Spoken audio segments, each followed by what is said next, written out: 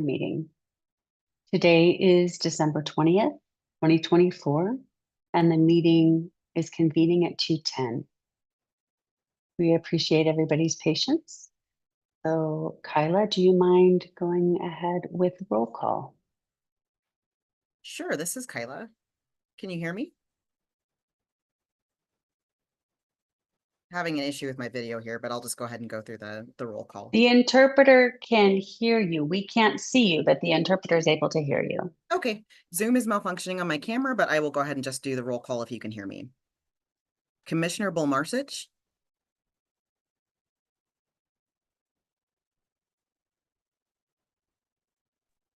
Here.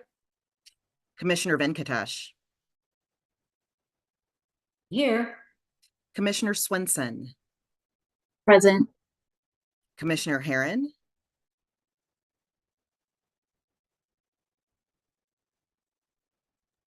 Here. Commissioner Kidd. Hello. Commissioner Thompson. Yeah. Commissioner Cinco. Here. Commissioner Cohen. Here. Commissioner Scarborough.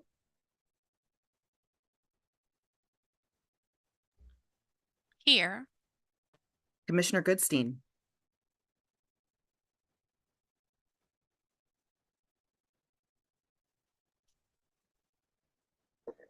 Hello. Commissioner Madsen.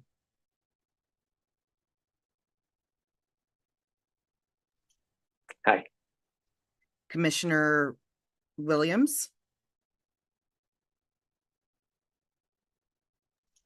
Here. And Commissioner O'Rourke.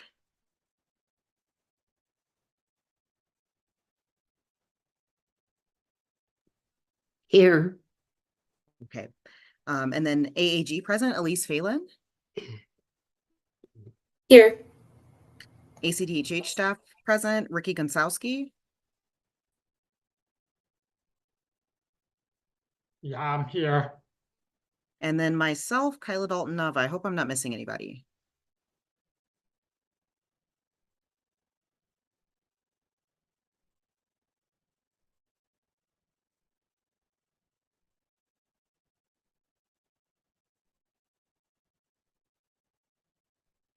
This is Chair Cienko. I think we got everybody. Thank you, Kyla. Next item on our agenda is the chair's report and summary of events.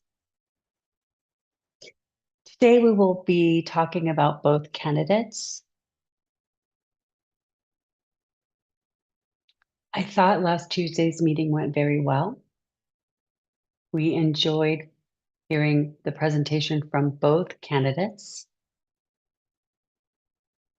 and also the experience we had through the interview process. In the meantime, I would like to remind the board that both candidates have exercised their rights to have any discussion about their candidacy be done during open session.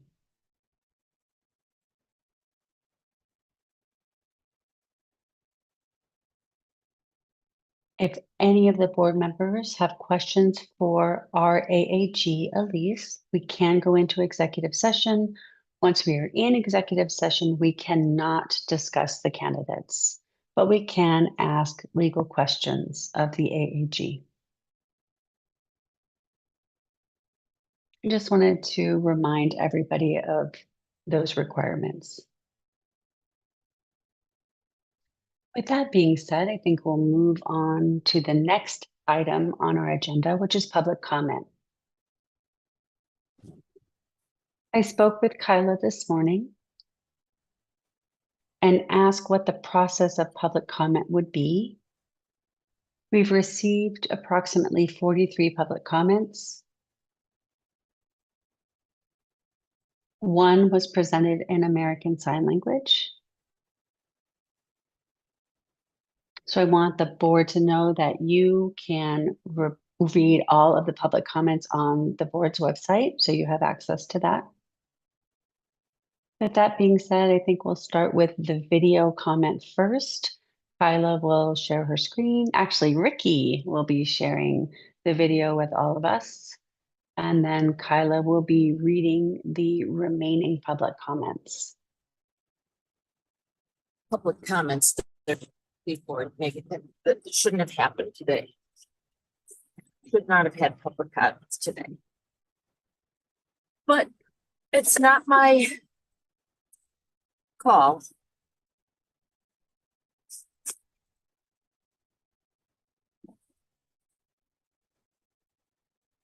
Okay, I believe that was Sue K talking. I'm not sure who is speaking.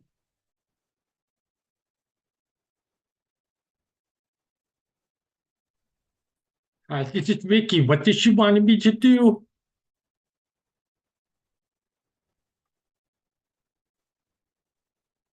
Ricky, we have one video public comment. Okay, I'll do that right now. Okay, thank you. Harvey has his hand raised. Harvey?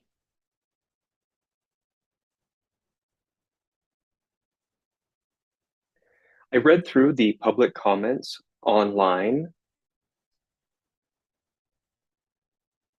but those comments didn't include the comments from individuals from November 7th. Just wondering why those weren't included. Thank you for your question, Harvey. Each board meeting, according to the open meeting laws, allows public comment. The public can make a comment. The November 7th public comments were already made at that meeting.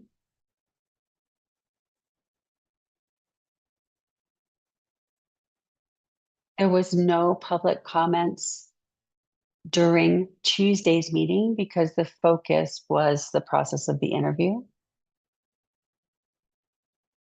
But public comments were reopened today so that individuals could share their input because they watched the presentations on Tuesday.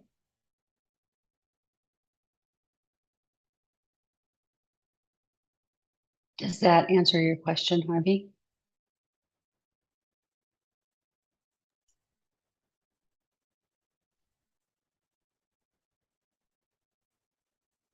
Harvey, just to let you know that your hand is raised.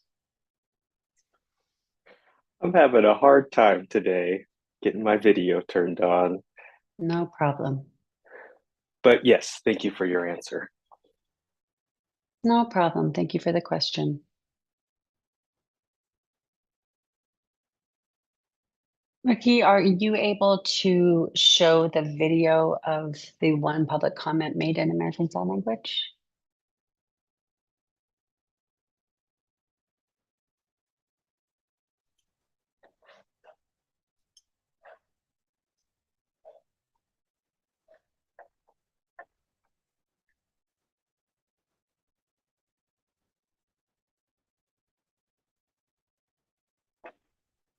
Hello, board. I am Ernest Willman. I'm here to talk about the search for the next executive director and to express my opinion that I disagree with the two finalists who have been selected.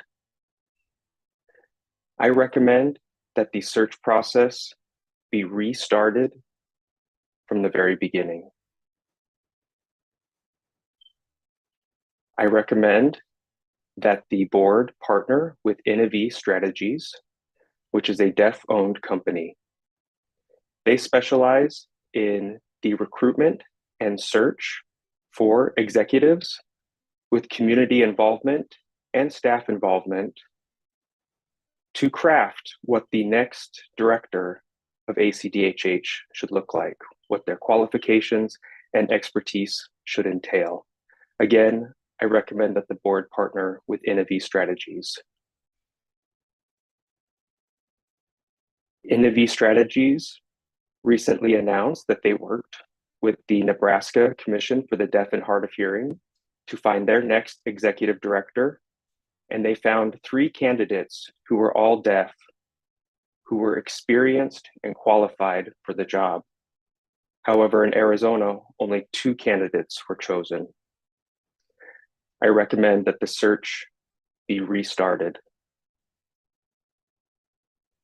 You're not just picking someone to be the next administrator of the agency.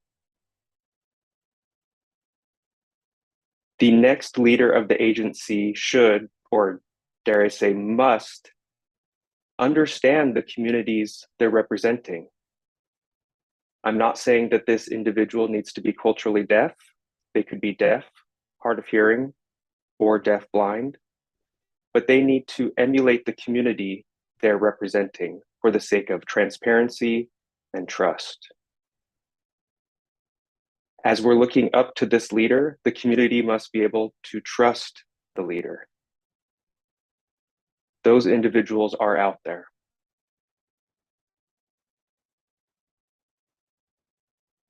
As Sherry retires and leaves the position of executive director, I recommend that the agency pick someone as an acting director who will be in the position temporarily, perhaps for 6 months, as a new executive director is sought and found. And I recommend Carmen Green to be acting director.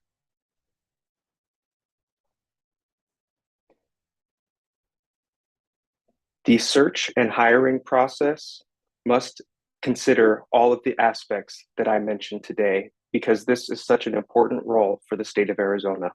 Thank you.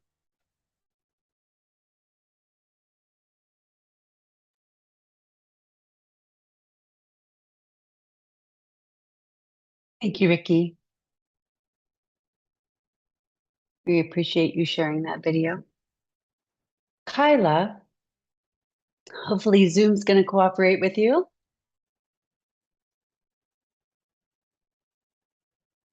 So let's move forward to read the remaining public comments. Okay.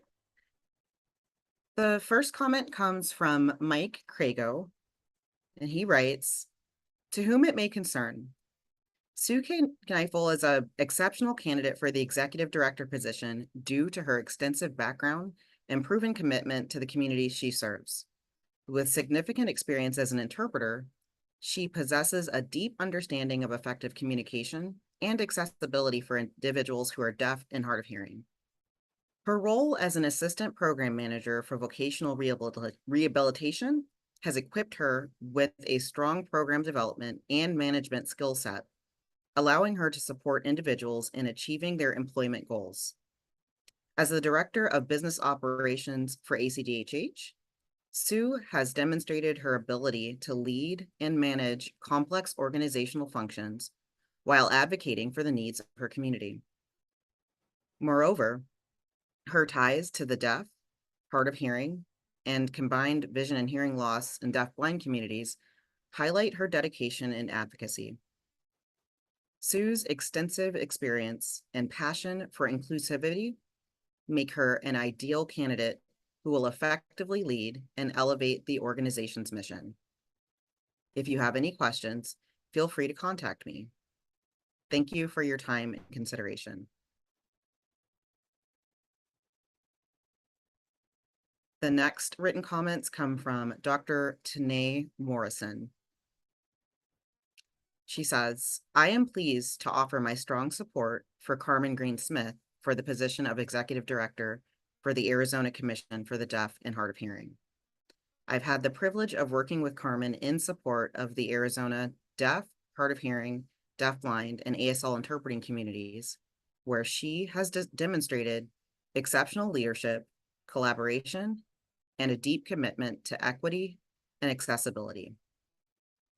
Her ability to unite diverse stakeholders and drive meaningful progress reflects her readiness to lead this vital organization.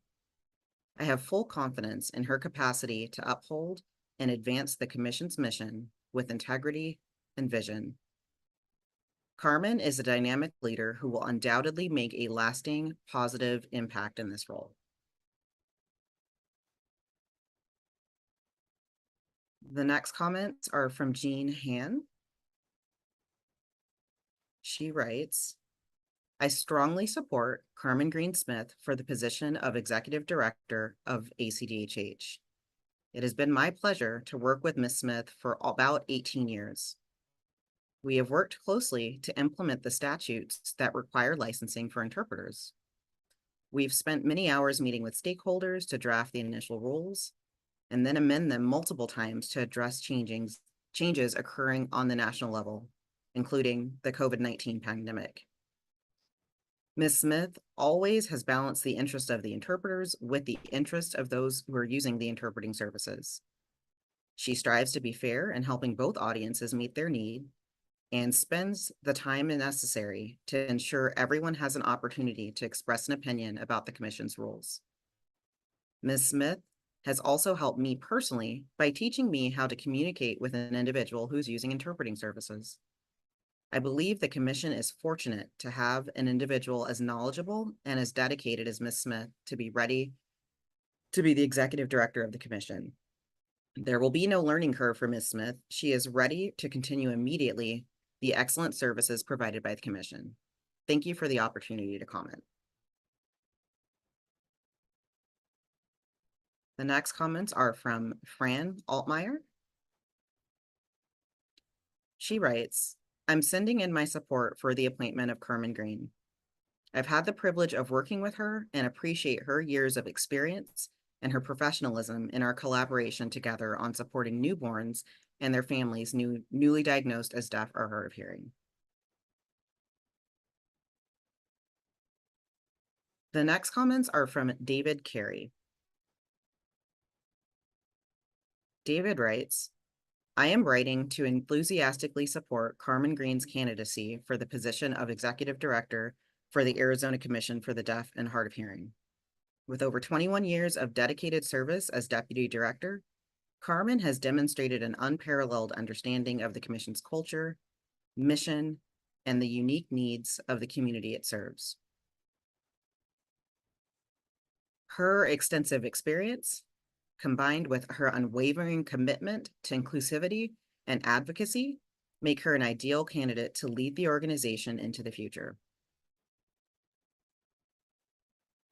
I've had the privilege of collaborating with Carmen on several initiatives, including organizing the African American Conference on Disabilities, where her leadership and insights were instrumental to its success. Additionally, I have participated in numerous committees with Carmen and have witnessed firsthand her ability to provide excellent advice and best practices for advancing the Commission's goals and supporting other disability groups. Carmen has been a steadfast ally in advancing the rights and opportunities of individuals in the disability community. Her ability to navigate complex challenges, build strong relationships, and inspire collaboration across diverse stakeholders speaks to her exceptional leadership qualities. I am confident Carmen will bring innovative ideas, deep institutional knowledge, and a heartfelt passion for this role, ensuring the Commission continues to thrive and positively impact the lives of so many. Thank you for considering her excellent qualifications. Please do not hesitate to reach out if I can provide any further insights. Sincerely, David Carey. Let's take a second for water. Okay. The next written comments are from Courtney Joseph.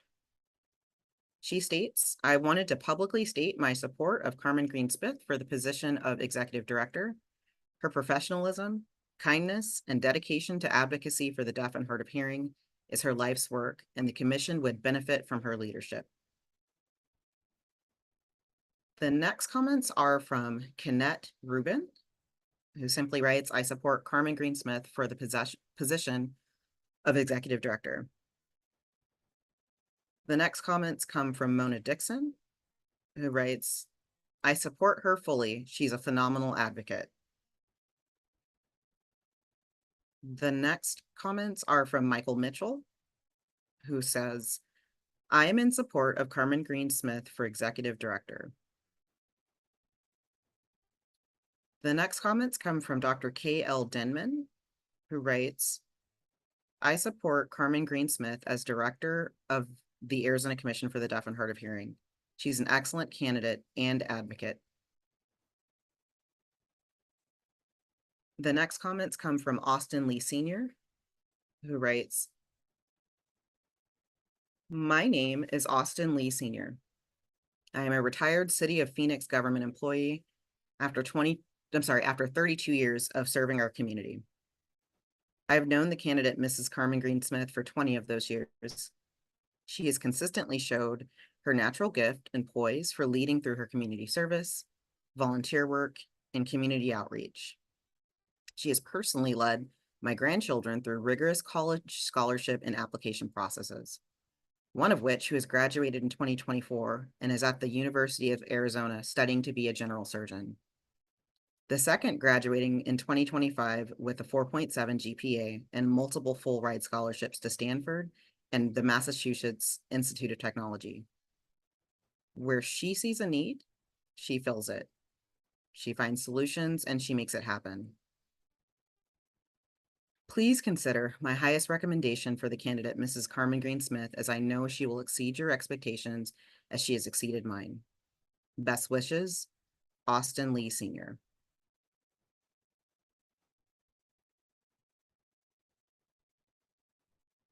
The next comments come from Vicky Cusino, who writes, "I want to provide my recommendation and unwavering support for Carmen Green Smith for the position of ACDHH Executive Director. I appreciate your diligence with the search process that identified 2 excellent finalists for ACDHH's next leader. I frequently interact with Carmen through the Arizona Statewide Independent Living Council, AZ-SILC, and related committees and activities, the Arizona Department of Health Services Community Advisory Board on Accessibility and Inclusion, and in my role as Executive Director for a Center for Independent Living. Carmen works collaboratively with a wide variety of entities to build and strengthen community partnerships and to identify gaps, mitigate barriers, and cultivate equity for people who are deaf and hard of hearing. I believe Carmen's successful tenure as Deputy Director over 2 decades attests to her expansive skill set, purposeful dedication to ACDHH's mission, and passion to ensure accessibility and full communication access and support to those who are deaf and hard of hearing.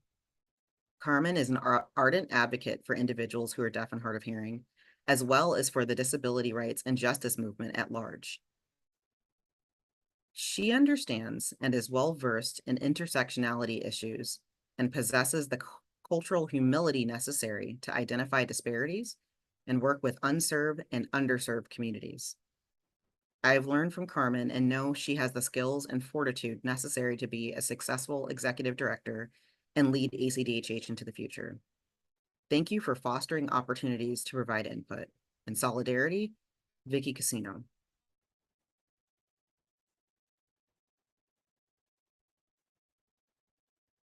The next written comments are from Marissa Spalding, who writes, "I enthusiastically support Carmen Green Smith for the executive director position. Carmen has demonstrated a record of advocacy and service for the deaf and hard of hearing community.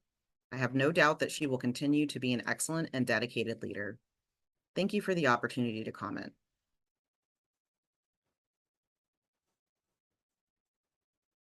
The next comments come from Laura Leach.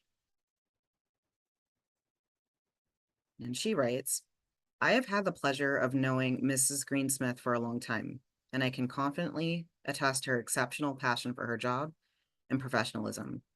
During my residency at Grand Canyon University, exploring my study on hearing manager and deaf and hard of hearing social interaction in the workplace, Ms. Greensmith graciously allowed me to interview her, showcasing her wisdom and expertise in this field. Thanks to you, Mrs. Greensmith, and others in similar positions, I will soon attain the title of Dr. Leach on January 14th, 2025. Best wishes on your accomplishments thus far. I extend my best wishes to you, and you would be my top choice for this role, Ms. Leach."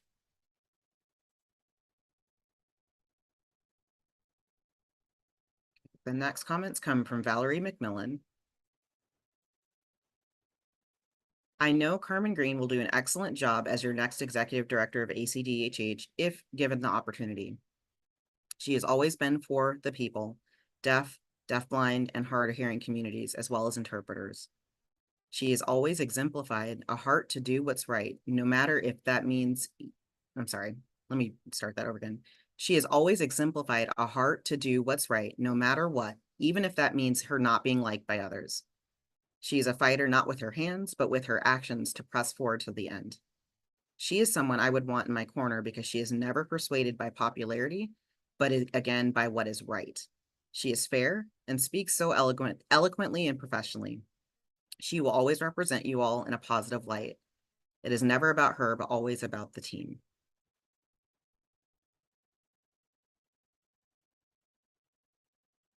The next comments come from Jimica Henry. She says, I support Carmen Green Smith for executive director. She has a strong passion for helping people, especially the deaf and hard of hearing. The next comments are from Karina Moore, who writes, hello board, my name is Karina Moore and I'm a licensed interpreter in Tucson, Arizona. I am asking that the board relaunch the search to find qualified deaf leadership for the executive director position. While both candidates showed great experience, they do not have the lived experience of a deaf individual. From the ACDHH website, the purpose of ACDHH is to ensure, in partnership with the public and private sector, accessibility for the deaf and hard of hearing to improve their quality of life. The board's purpose is to improve the lives of deaf and hard of hearing individuals. How can that be done when there is no deaf leadership? Deaf leadership is crucial to ensuring their voice is heard among a sea of individuals who think they know best for them. It's time to allow deaf people the right to lead and make decisions for themselves. I implore you to relaunch the search and deliberately seek deaf leadership. The next comments come from Chris Travis. Chris writes, I support Carmen Green Smith for executive director. She's a great advocate for the deaf and hard of hearing. Her drive, as well as her passion for the deaf community, can be a catalyst for amazing opportunities. The next comments are from Mary McClendon. Mary writes, I recommend Carmen Green Smith for executive director for the Commission for the Deaf and Hard of Hearing. She is a great advocate and highly qualified. The next comments come from Tanisha Hollis, who writes, I support Carmen Green Smith for the executive director position. The next comments come from Dr. Terry Mackey, who writes, I pen this missive in support of Carmen Green Smith as the executive director for the Arizona Commission for the Deaf and Hard of Hearing. I've had the pleasure of serving as her pastor for the last 6 years, and she is to service what Michael Jordan is to basketball, what Aretha Franklin is to soul, and what Michael Jackson is to entertainment. As our church seeks to make a greater impact as it relates to the deaf and hard of hearing communities, she will always be, as she always has been, our first point of departure. She has the skill, will, and thrill to do the job and will soar to higher heights and deeper depths as the executive director. For these reasons and so many more, I commend her to you. Sincerely, Reverend Dr. Terry Mackey, Sr., pastor of Pilgrim Rest Baptist Church. The next comments come from Shaka Jackson, who writes, I support Carmen Green Smith. The next comments come from Stacy Scott, who writes, I support Carmen Green Smith for the role of executive director for the Arizona Commission for the Deaf and Hard of Hearing. She is a solid candidate that has proven to be capable, equipped, talented, and a phenomenal advocate for those that she serves. The next comments come from Ruby Douglas, who writes, Carmen Green Smith has my support for executive director for the Arizona Commission for the Deaf and Hard of Hearing. The next comments come from I'm going to say this name wrong, Lutami Bangura. I'm very sorry if I mispronounced that.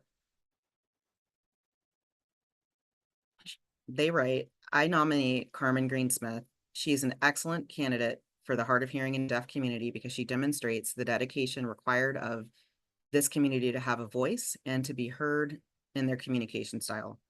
She will also set the course for the necessary empowerment and increased awareness for this community.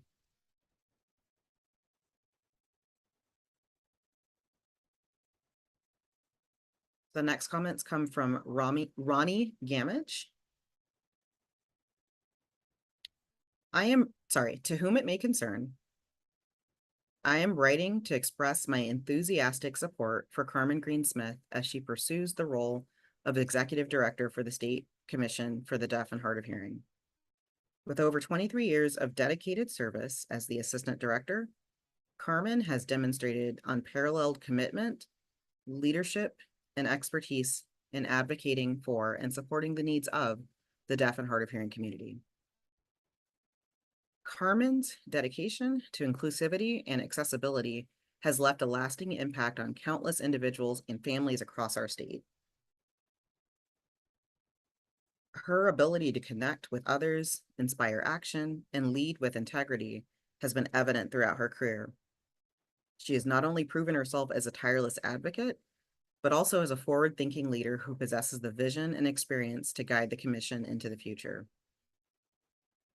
Carmen would make history as the first Black woman to serve in this capacity, a milestone that reflects the importance of diverse leadership in ensuring equitable representation and perspectives in decision-making.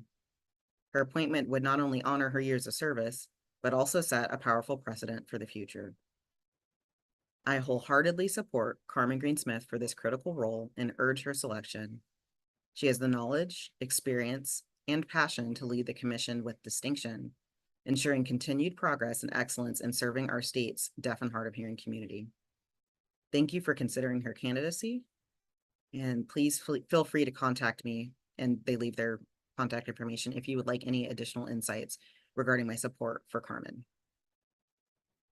Let's take a drink of water. I'm sorry. Okay. The next comments are from Carol Gray. Carol writes, Carmen Greensmith's 20 years experience as Deputy Director of the Commission makes her a great candidate for the director position. She's a strong community advocate and would serve well in the role.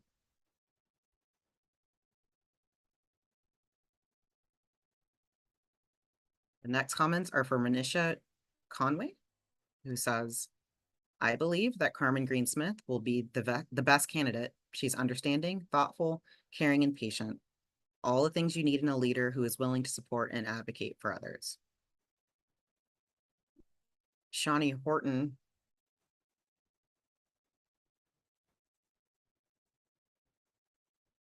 writes in, I support Carmen Greensmith for the executive director position. The next ones come from Jessica Woodruff, who also writes, I support Carmen Greensmith as candidate for executive director. The next written comments come from Claudette Ross, who writes, I would like to comment regarding the character and integrity of Carmen Greensmith. I have known Ms. Greensmith for close to 20 years. She has been a champion of the deaf and hard of hearing community for over 40 years. She has personally been a mentor to me as I was a sign language interpreter for several years. Her knowledge and professionalism within the field of the deaf and hard of hearing services are unmatched. I've known Ms. Greensmith during her entire tenure as the Deputy Director of ACDHH, and she has performed her job with excellence. As being second in charge of ACDHH, it would only be natural that Mrs. Greensmith would be recognized for her knowledge of the agency and would easily be able to lead as the newly appointed director. Ms. Greensmith is respected throughout the state as well as nationally. She's NAD certified for many years and has worked with the deaf community for many years. I've personally had the opportunity to interpret various events with her, and her skill is impeccable. Ms. Greensmith, I feel naturally would be the best person suited to take over the agency and to take it to higher heights under her leadership. She's equipped and ready to lead the state as it regards to the services of the deaf, hard of hearing, interpreting service, and the like. You will not find a better candidate than Ms. Greensmith. I desire that you seriously take my knowledge of her character integrity, and work ethic into consideration when you make your decision, for she is more than capable to lead this department for the state of Arizona. Thank you, Claudette F. Ross, sign language interpreter.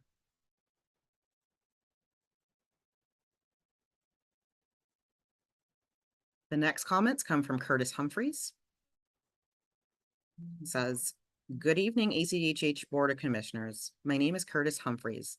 I retired from ACDHH in 2021 as the agency's business manager. During my 11 years at the agency, I had the privilege of working with Deputy Director Mrs. Carmen Greensmith. As part of the agency's executive team, she and I collaborated daily on delivering mandated directives and took initiative to ensure the agency was operating within its statutory duties and state guidelines. Her tremendous historical knowledge and extraordinary leadership experience were the anchor of ACDHH, providing exceptional services to the deaf, hard of hearing, and deafblind citizens of Arizona. She displayed her calm professionalism, but is firm and direct when such authoritative demeanor was necessary. I witnessed and admired her ability on many occasions when she came out to the building's security desk to de-escalate a client's mental health crisis, or standing up to state employee benefits offices when they refused to provide ASL interpreters for deaf state employees. Her high ethical standards are impressive. She advocates for fairness and consistency, to follow the rules and apply them consistently for everyone.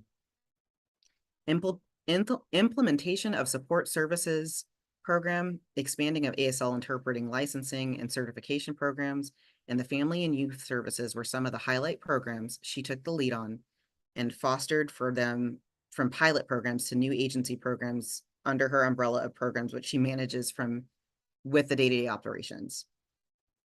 Mrs. Smith managed the largest number of ACDHH staff members. She ensures that each receive continued career development and consistent feedback on their performance. She ensured directives, and tasks from the executive director are communicated to staff and carried out as requested. She worked very closely with the executive director on legislation and directives from the governor's office. She was tasked with leading the agency's 5-year strategic plan and annual submissions of the agency's annual budget reporting, AZIP. I strongly recommend Mrs. Smith to become the next leader as the executive director of the Arizona Commission for the Deaf and Hard of Hearings. Thank you, Curtis Humphreys.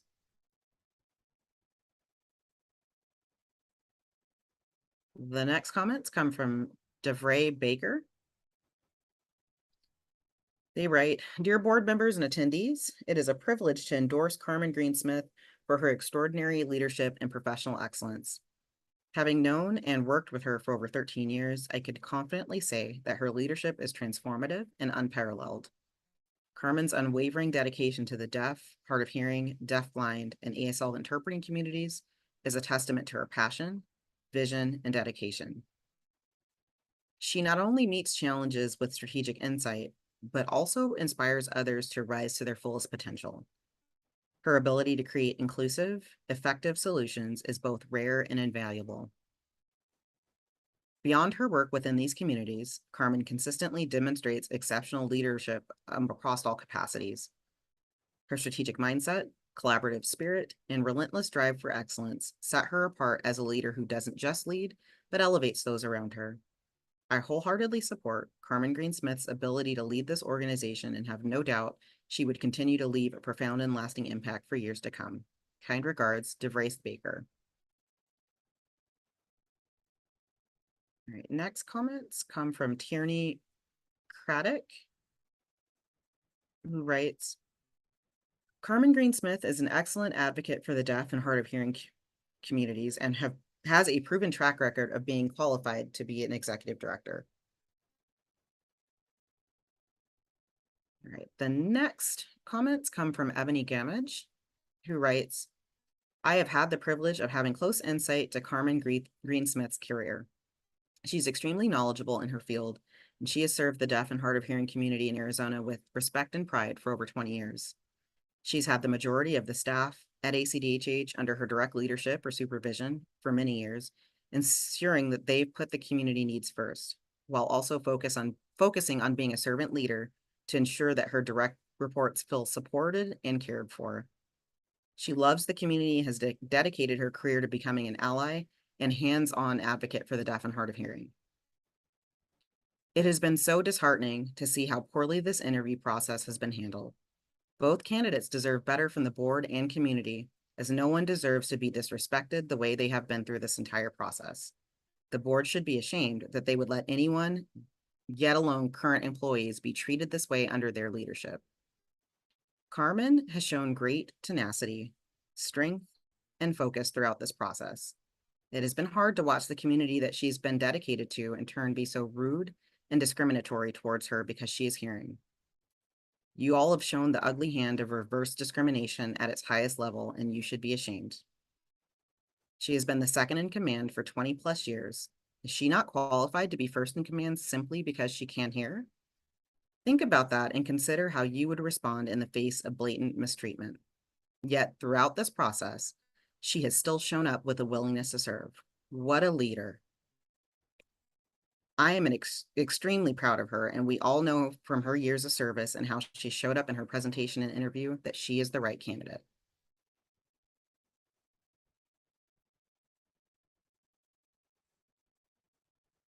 The next comments come from Michelle Ballard, who writes, "Good afternoon. My name is Michelle Ballard, and I am writing to strongly recommend Carmen Green-Smith as the next executive director for ACDHH.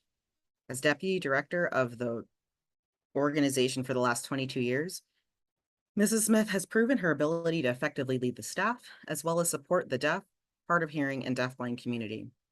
Although she is a hearing member of the community, Mrs. Smith's dedication and commitment to this community for over 40 years is without question. The vision for ACDHH that Mrs. Smith shared with the community during her public presentation on December 17th is beyond impressive.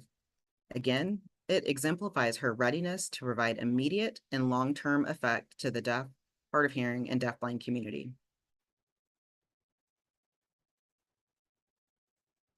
This is a result of Mrs. Smith being a thoughtful, compassionate, and transformational leader.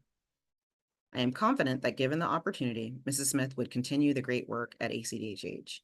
She is absolutely the woman for the job. Thank you, Michelle Ballard."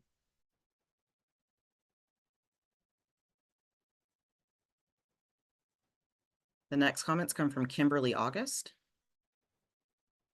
who writes, "My experiences with Carmen Green-Smith over the years have shown me what wonderful leadership skills Carmen possesses. She is a consummate professional and conducts herself with a poise and calm sense of confidence. I would like to commend Carmen Green-Smith to the board for the position of executive director, as I feel the agency would be in good, steady, competent hands and be able to excel in fulfilling the mission and the goals of the agency."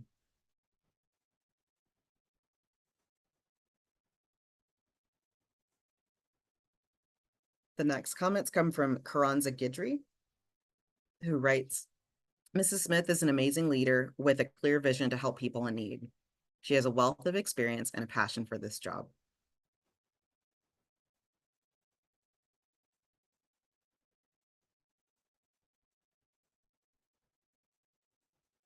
The next comments come from Michelle Michaels, who writes, "My name is Michelle Michaels, and I am hard of hearing. I am not deaf, and like most hard of hearing people, speech is my primary form of communication. I am a national and state leader in the hard of hearing community, which numbers over 1.2 million in the state of Arizona, and I have worked in this field for over 31 years. I also work for ACDHH, but these comments are mine are as a private citizen. The ACDHH Board Personnel Committee, comprised of a deaf woman, a deafblind man, a hard of hearing man, and a CODA, reviewed the applications, selected people for interviews, and narrowed the pool of candidates to 2 or more finalists. Both remaining finalists for the position of executive director are fully qualified for the position and were selected by the Personnel Committee. Both finalists have proven through their many decades of work experience in this field that they are effective leaders with numerous accomplishments.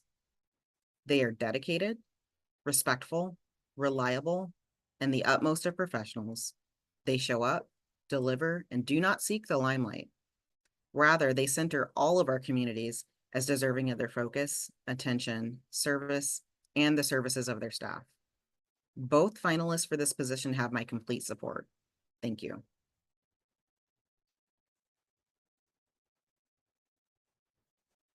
The next comments are from Gina Williams, who writes, I support Carmen Greensmith for the executive director position. The next comments come from LaDonna Gabrielson, who writes, good afternoon, members of the board and attendees. My name is LaDonna Gabrielson, and I am a legally licensed interpreter working in the state of Arizona. I am here today to address the final decision for the position of the executive director of ACDHH. For the past 25 years, ACDHH has been led by an executive director with lived experience, a leader whose background authentically reflected the communities of the commission served. By voting today for a candidate who does not share this lived experience, we risk reversing the standard of representation and undermining the trust and progress ACDHH has built with its communities. The implication of this decision will have long-lasting effects on the direction of ACDHH and the communities it serves. It is essential to select an individual who's not only highly qualified, but also who understands the various needs of the community and its stakeholders. Additionally, on November 6, 2024, members of the deaf community expressed their clear preference for a candidate who is a member of their community. Both candidates were present and heard these concerns. Their decision to remain in the process raises serious ethical questions. As licensed interpreters bound by the RID Code of Professional Conduct, their actions may be perceived as disregarding the community's autonomy and values, potentially conflicting with Tenet 4, which emphasizes respect for communities. Kyla, I'm sorry, Kyla, can you go back and start Sure. that paragraph again? I sure can. Additionally, on November 6th, 2024, members of the deaf community expressed their clear preference for a candidate who is a member of their community. Both candidates were present and heard these concerns. Their decision to remain in the process raises serious ethical questions. As licensed interpreters bound by the RID Code of Professional Conduct, their actions may be perceived as disregarding the community's autonomy and values, potentially conflicting with Tenet 4, which emphasizes respect for consumers. This could lead to formal complaints against their licenses, impacting both the candidates and the reputation of ACDHH.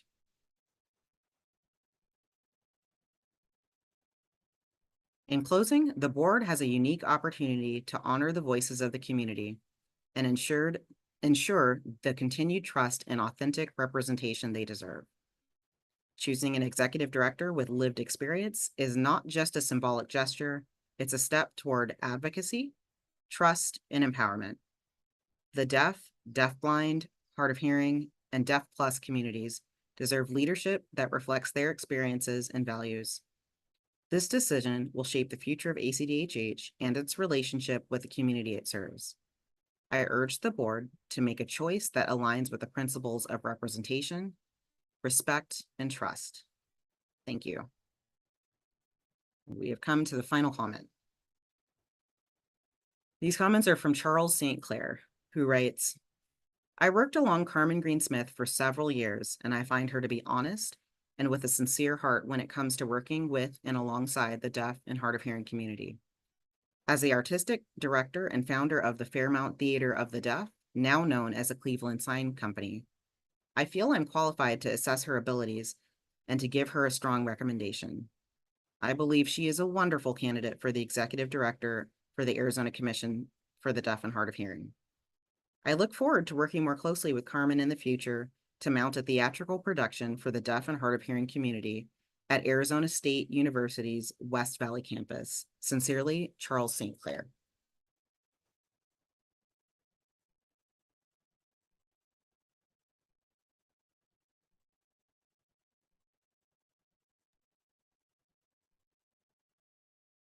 Thank you, Kyla. Now you can breathe.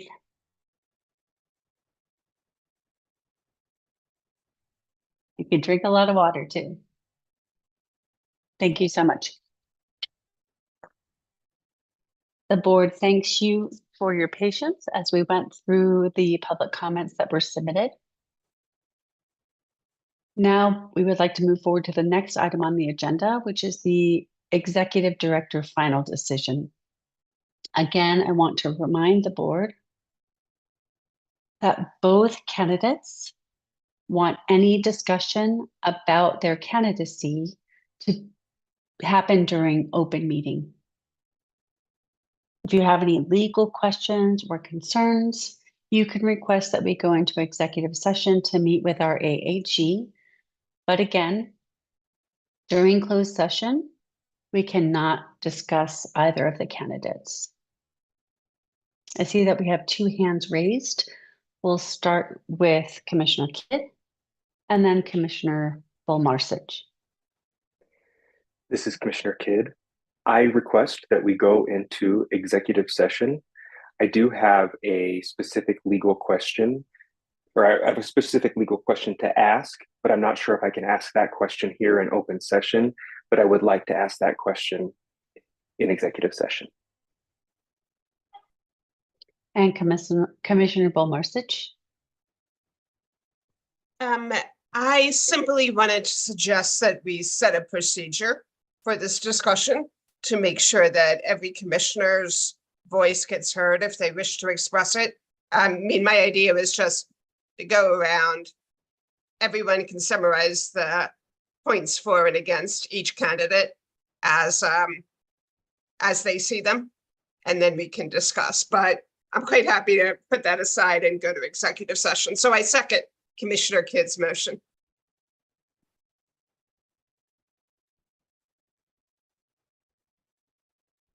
Okay, thank you, Commissioner Volmarsich, for your flexibility.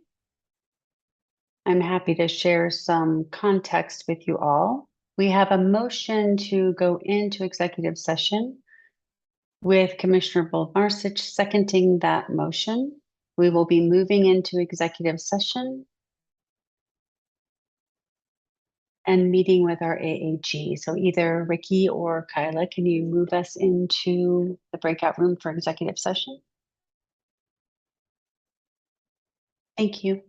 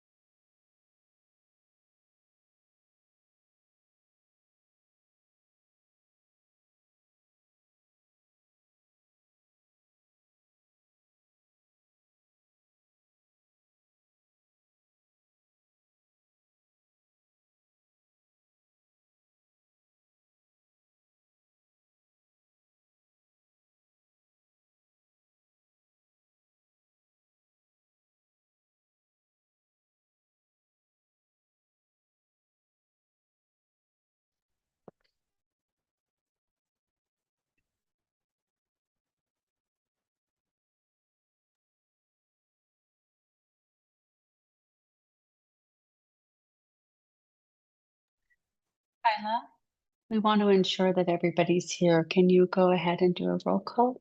Of course. Commissioner Bolmarsich,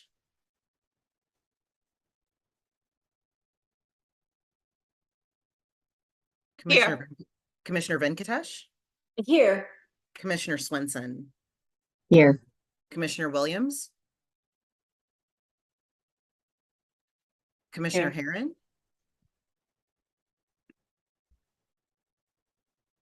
Here. Commissioner O'Rourke, Here. Commissioner Kidd.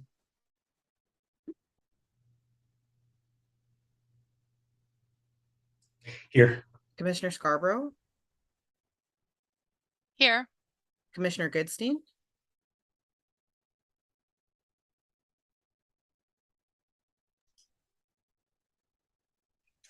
Hi, here. Commissioner Cohen,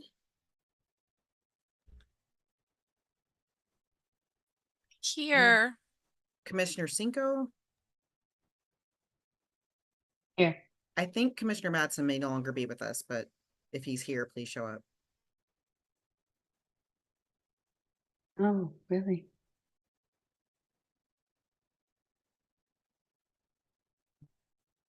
I'm wondering what happened to him. Okay, thank you for letting me know, Kyla.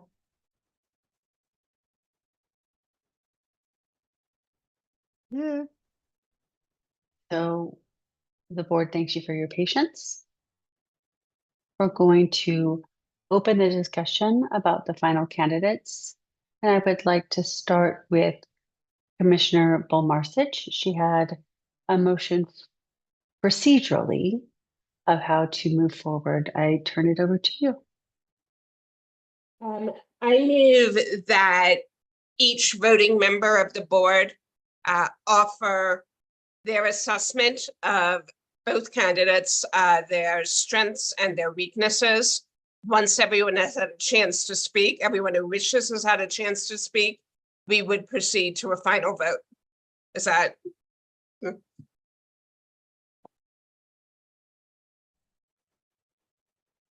Thank you. We have a motion on the floor. Do we have a second?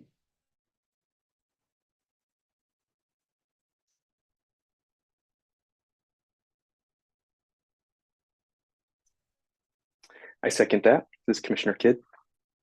Commissioner Kidd has seconded the motion. All in favor?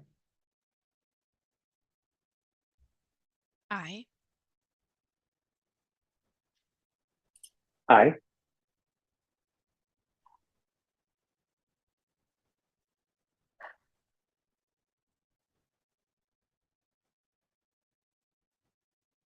Thank you. A majority has voted in favor. Let's have everybody turn off their cameras.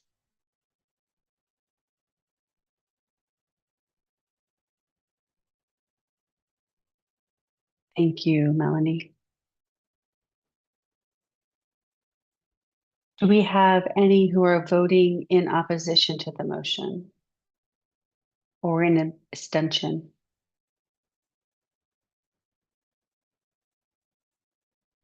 Seeing none, hearing none, the motion carries. As Commissioner Bolmarsich said, each board member will share their observations of the interview for both candidates. With Kyla's help in leading the way, maybe?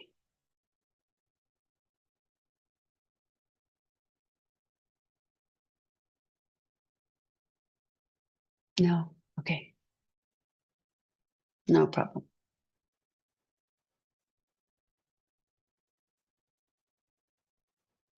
I'm fine with that. So let's move forward and have each board member share what you would like to share. Commissioner Kidd. Okay. Thank you, Madam Chair.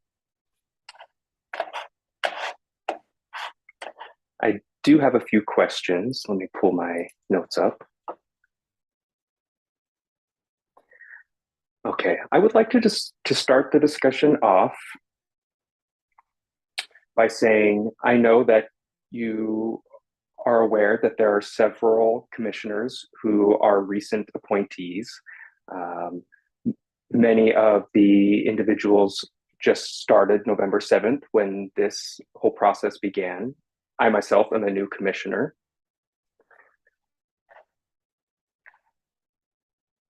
And we are still learning the expectations, the procedures, the steps of the board, and I respect the precedent that was set before my appointment. And I've only had the opportunity to ask those 5 questions 2 days ago, and I don't have the full history. I don't have all of the information about the candidates. With that said, we have to think about the commission's future and the public comments that we received. So I would like the board to share with me and the other new commissioners what your experience was earlier in the interview process.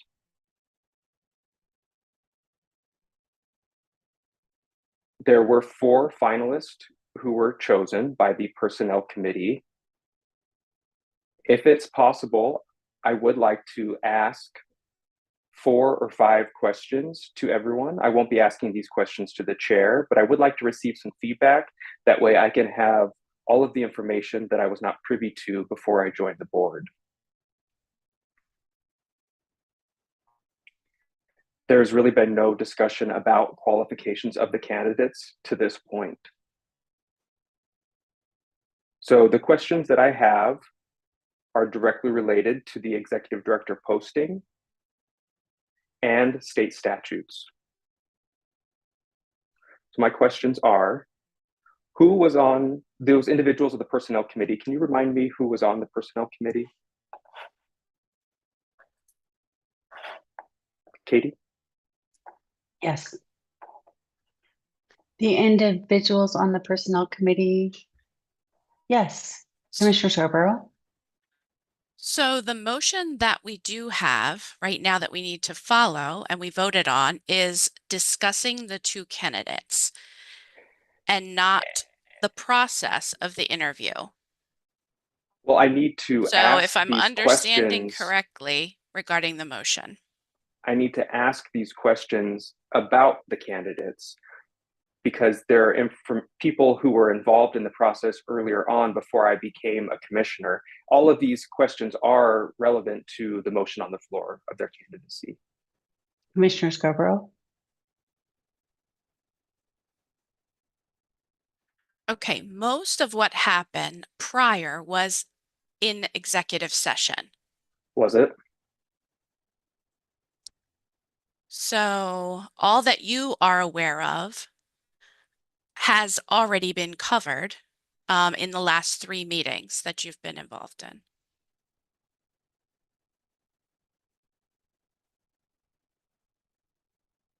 Well, I feel extremely limited in my decision making because the only information I have comes from those 5 questions we asked 2 days ago and from their resumes. I don't have any further information, and apparently I can't ask the personnel committee some clarifying or expounding questions. How am I able to identify the next executive director? I wanted to know if those 2 individuals have experience working with the governor's office. That is something that was required and specifically mentioned in the executive director posting. So how do I have that information without asking these questions?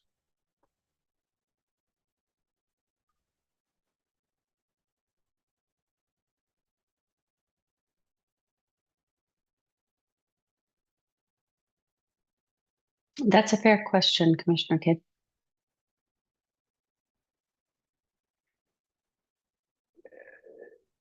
Now I'm not really sure how to proceed because I want to provide my honest opinion and provide the right candidate for the future of our commission, but now I'm a little bit nervous. That's understandable. And what Commissioner Scarborough said, everything that was discussed prior to the new board members joining the board, what all happened in executive session. I can tell you the members of the Personnel Committee, which was myself, Commissioner Cohen, Commissioner Scarborough, and Commissioner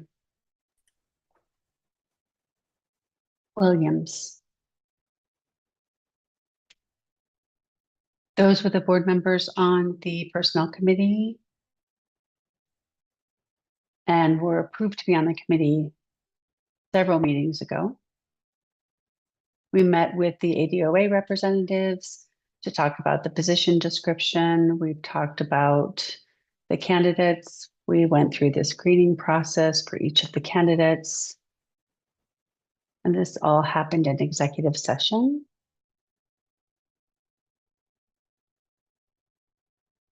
We can't talk about the specifics of the who's and what's were discussed, but I will let you know that all the candidates that were interviewed and were selected for the position are qualified. And I have no question about their skill for the position. I'm more asking questions about some history because I want to make sure that we're selecting the right executive director. Understandable. Trying to think of how I can ask my questions legally and without requiring us to go into executive session or going into a gray area. So Commissioner Kidd, while you think about that, I think let's let another board member share their comments and we can come back to you once you're ready. Okay.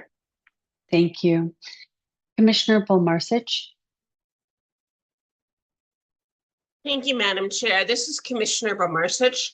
I did want to support Commissioner Kidd's request because I myself just joined the board in August, on which I remember a vote to approve the job ad, but I don't, everything else had already been in place.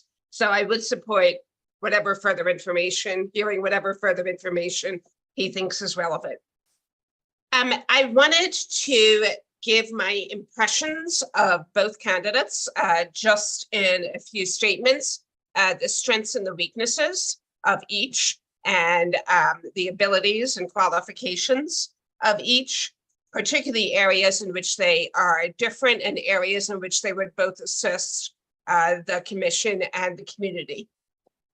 First of all, I want to thank both candidates for applying and putting in the time throughout this process and for speaking to us this past Tuesday night. I think that both candidates, on the basis of their presentation and their interview, are good speakers. Both seemed familiar with the state apparatus that is necessary to get things done in any state.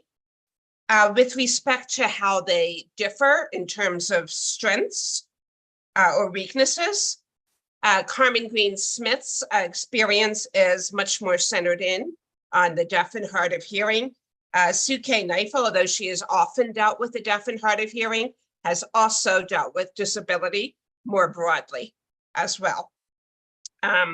Sue K. Kneifel appeared to have more financial expertise, greater financial expertise, largely because of her position on the commission. Carmen Green Smith paid more attention to the question of how to get things done. Carmen Green Smith also signed throughout her presentation and some of her interview. Ms. Kneifel did not use sign, which I would have liked to see. In terms of other observations about them, Carmen Green Smith took care to be particularly inclusive in some of her language. For instance, she gave a visual introduction to herself, what she looked like, what she was wearing. She also clearly identified herself when she was speaking, which is something I still have problems with on this commission. So I really admire the ability to do that. I will say that I had a few concerns, and they apply to both candidates. For what I understood we were seeing on Tuesday night was their visions for the board and its future. What I saw instead was more like what I consider to-do lists, really. No broad overarching vision. And that's usually a problem. I know from experience on search committees in academia, that's often a problem when you have internal candidates. In terms of what they said for to-do lists, both were fine. I simply was missing any sort of overarching vision. I also would have liked if both candidates went into the details of why they wanted this position. We got some background, how they got involved in this work, but why this position specifically? And the last thing that I wanted to point out that I missed in both candidates was they let their resumes speak as to their devotion to this work. I saw very little expressed passion for the work in either presentation or interview. And that's fine, but it does speak to an ability to communicate with the public. For the public comments, this includes both the November 7th meeting and Tuesday's meeting. The November 7th meeting, the public comments were almost entirely, except for 2, were in favor of reopening the search. 3 from today were also in favor of reopening the search. 2 of the comments at the November 7th meeting were addressing the issue of hearing status and asserting that it did not matter and that both these candidates were qualified. In the rest of today's public comments, there was 1 comment in support of Sue K. Neifel, 1 comment in support of a she, and I was not sure who the she was from the context, and then 37 in support of Carmen Green Smith. So I'm simply providing those figures so we can get an overall sense of the investment of the public in this search process. That's all I wanted to do, Madam Chair. Those are my impressions of the candidates, their strengths and their weaknesses, and their qualifications. Thank you.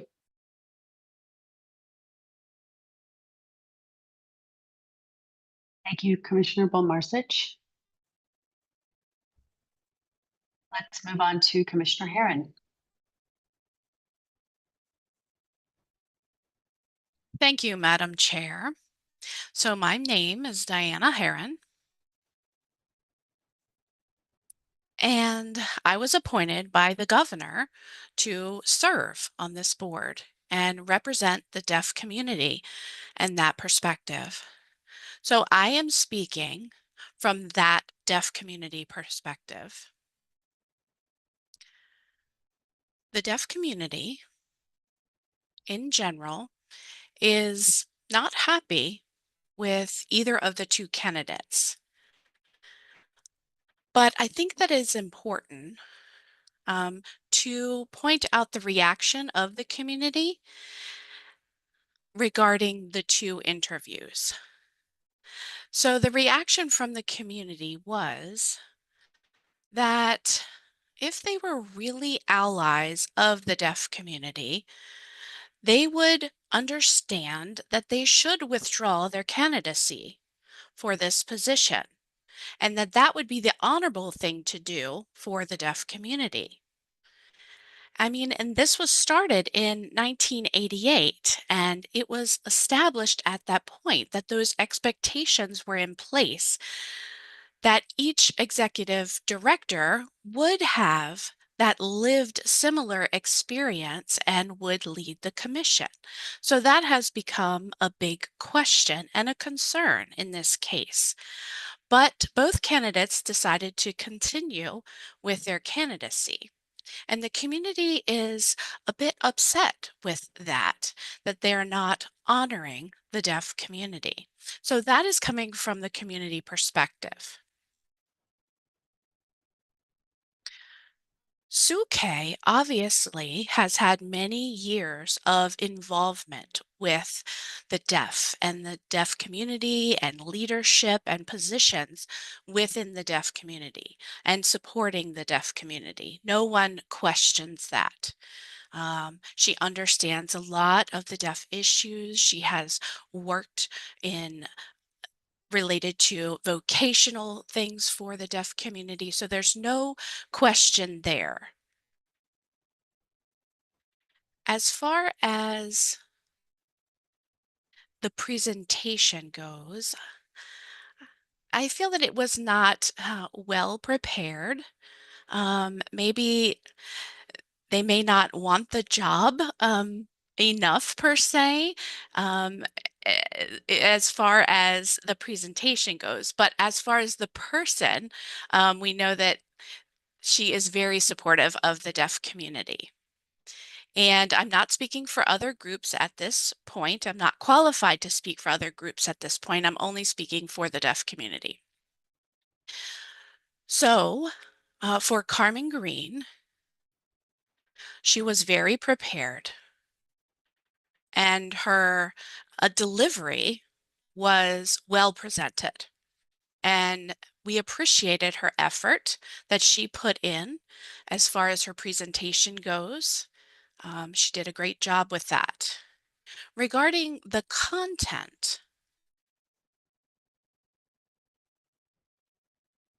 we felt that it didn't really convince me enough that there would be strong leadership for the entire agency. Yes, she is very loyal. She is a strong team leader. She has high expectations, definitely requires clarity, and definitely cooperates and engages with other communities and agencies, but there was nothing about relationship with other deaf organizations. There's a lot of things that happen in Arizona that impact national issues on a national level. So I think there's other organizations as well, and that wasn't mentioned. It wasn't spoken on our behalf at the national level, and that was a huge gap that we saw, and that's an important part of this job. For that reason, I'm not going to endorse either of the candidates. I will vote against both candidates. Thank you.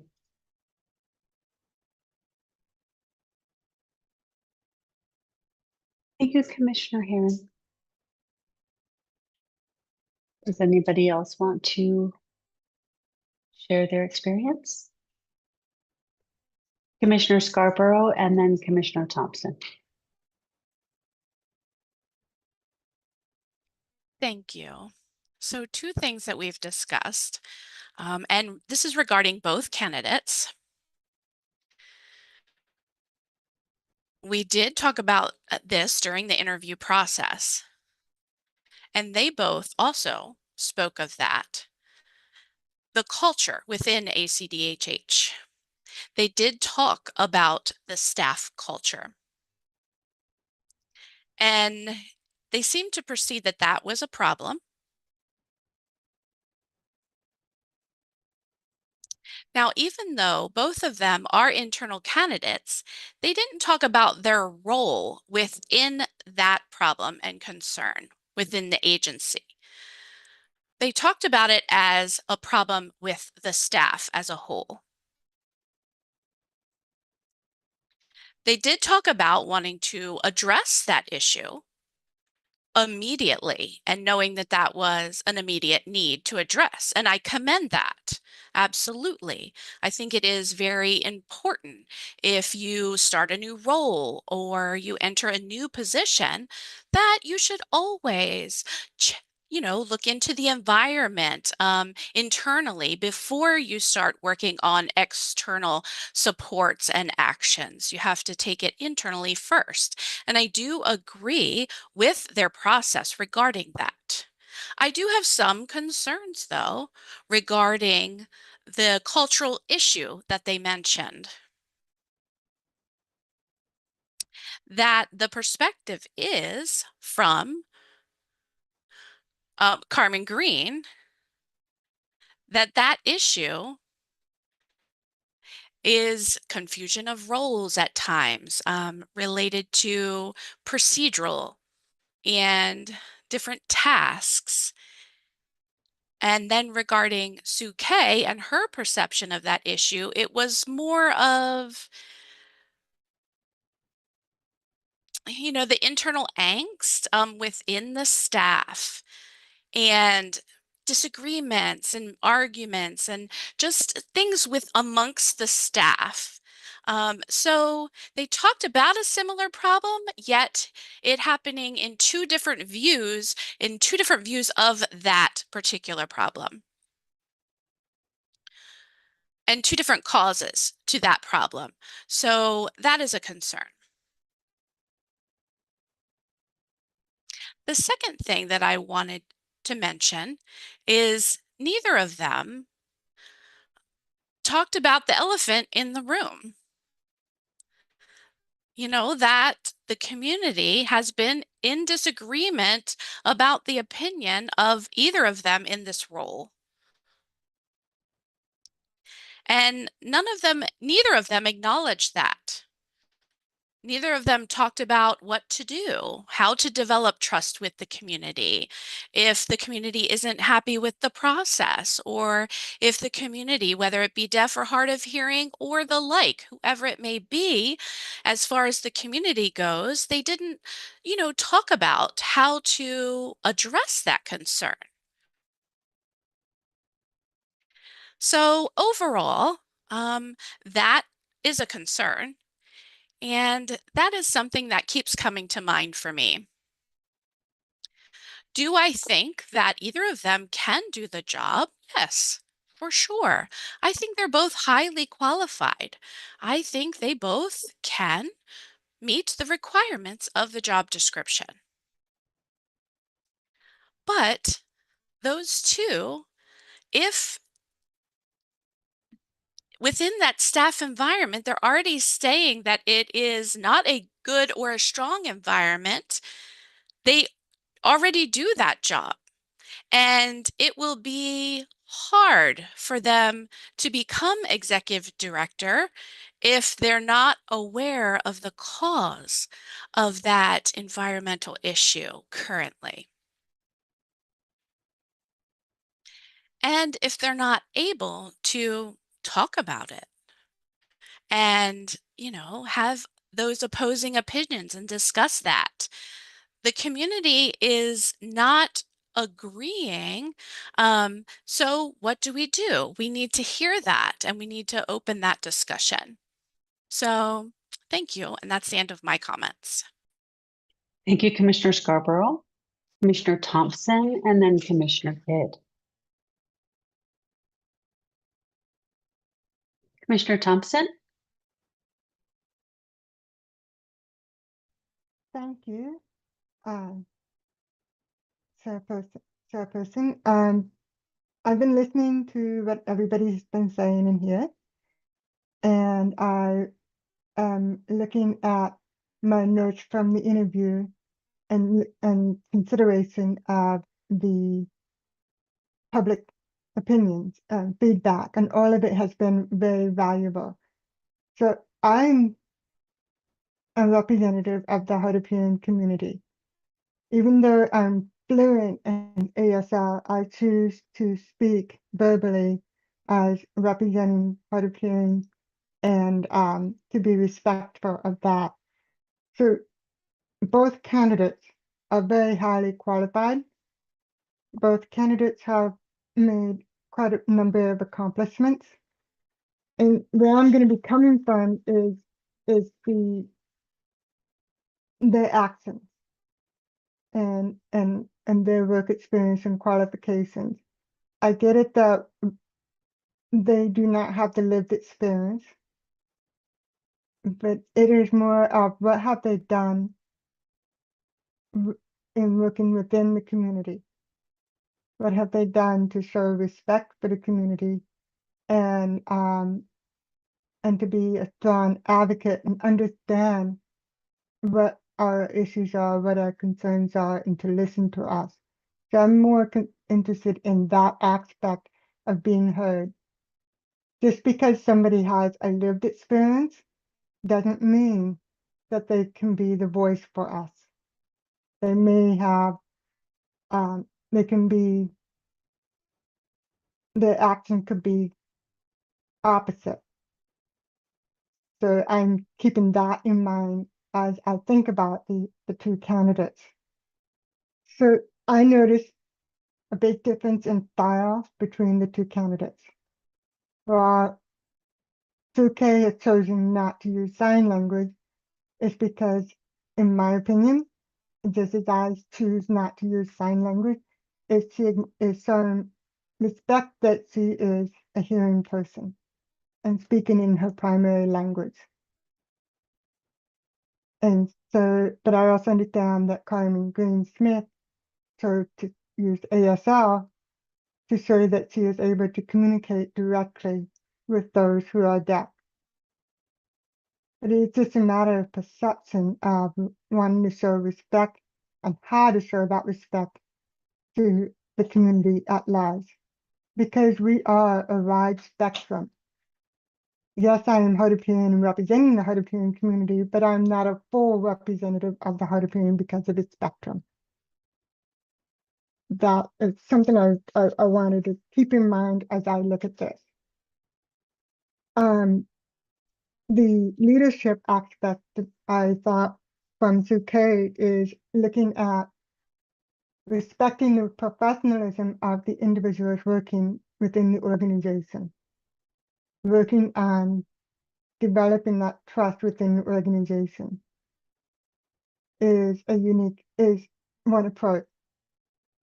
Mrs. Carmen Green Smith is looking at making it more of this is the job description. We need to make sure there's no confusion and making sure that we work together with keeping in mind of why they are there. So there are two very different approaches that I keep in consideration as we look at this. They did offer strategies of funding, of how to work with that, and both came to the table with some solutions. Which one is the better two strategy? That is remains to be seen. And they both have exhibited potential solutions regarding legislative and funding and already working on those solutions. But then again, they're both in the working for ACDSH. The other thing I was looking at when I was going over the resume is the diversity of experiences with other organizations. And so what I was seeing is the diversity from Carmen Green Smith is within what she's done in her role, whereas Suke Kneifer has all these different experiences of all the things that she's served on and the variety. So those are kind of part of what I would be looking at when I'm trying to determine who I think would be the best person for the job. But I hear everyone's concern about lived-in experiences, but just because you have that lived-in experiences doesn't mean that you are the best person. Thank you.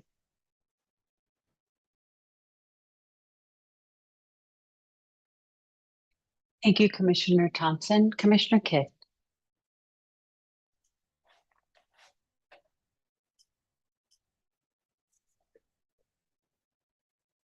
Okay, let me get my notes here for a sec. As I'm listening to comments from others, I do recognize, and I have seen a pattern amongst others. We're saying that qualifications are simply not an issue here. Both resumes look good. One resume was several pages, the other one showed great experience in history. And I think we're looking at two candidates who are qualified. I have no question about that.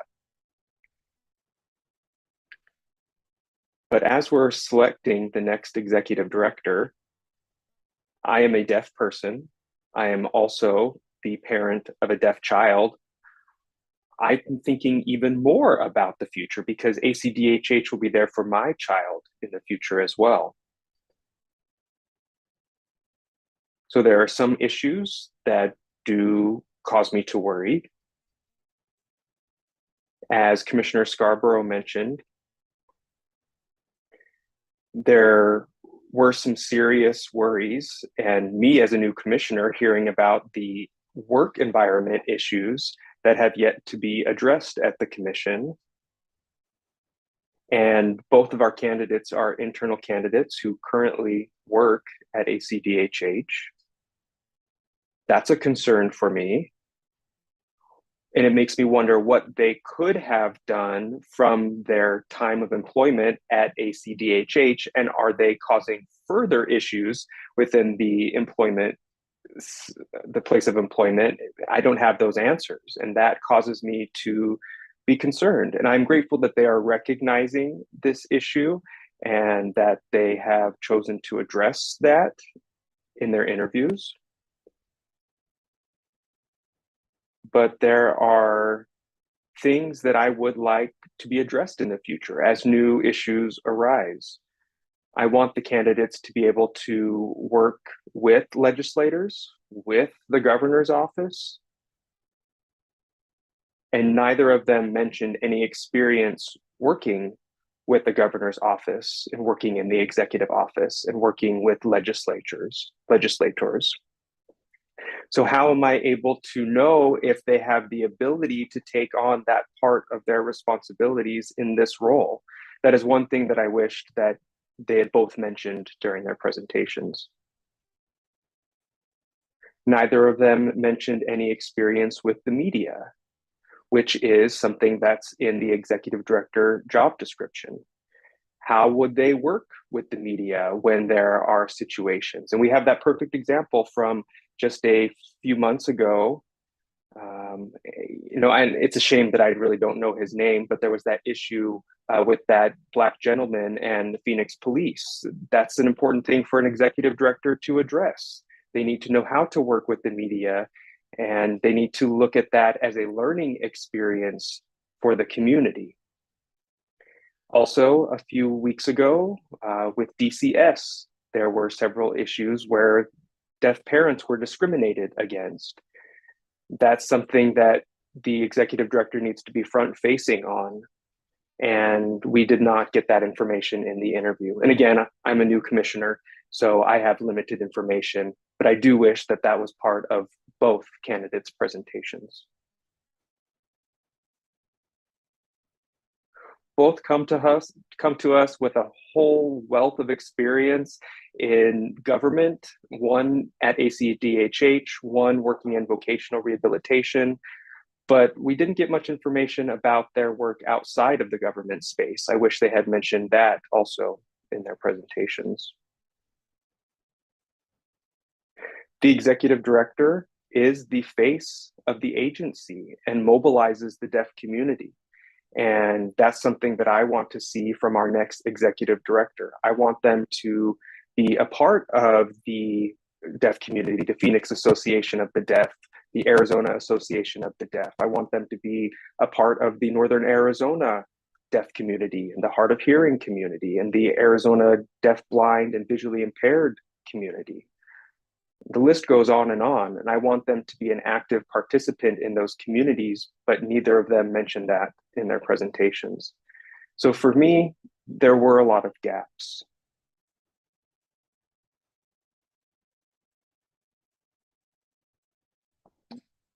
Those are my thoughts, my opinions.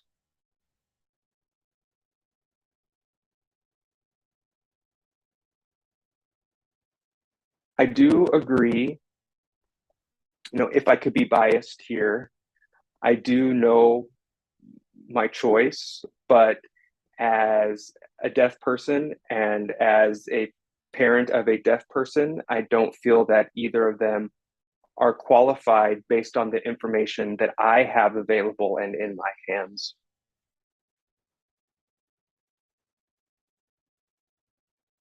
That's all I have to share for now. Thank you for the opportunity. Thank you, Commissioner Kidd.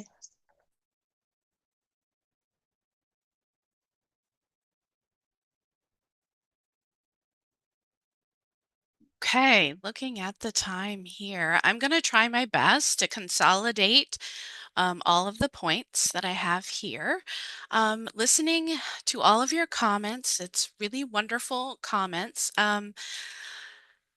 If someone were to ask me, I was actually put on the personnel committee, and I was quite honored to be a part of that. This is a historical event, and the community is trusting us to do this search process and bring those candidates.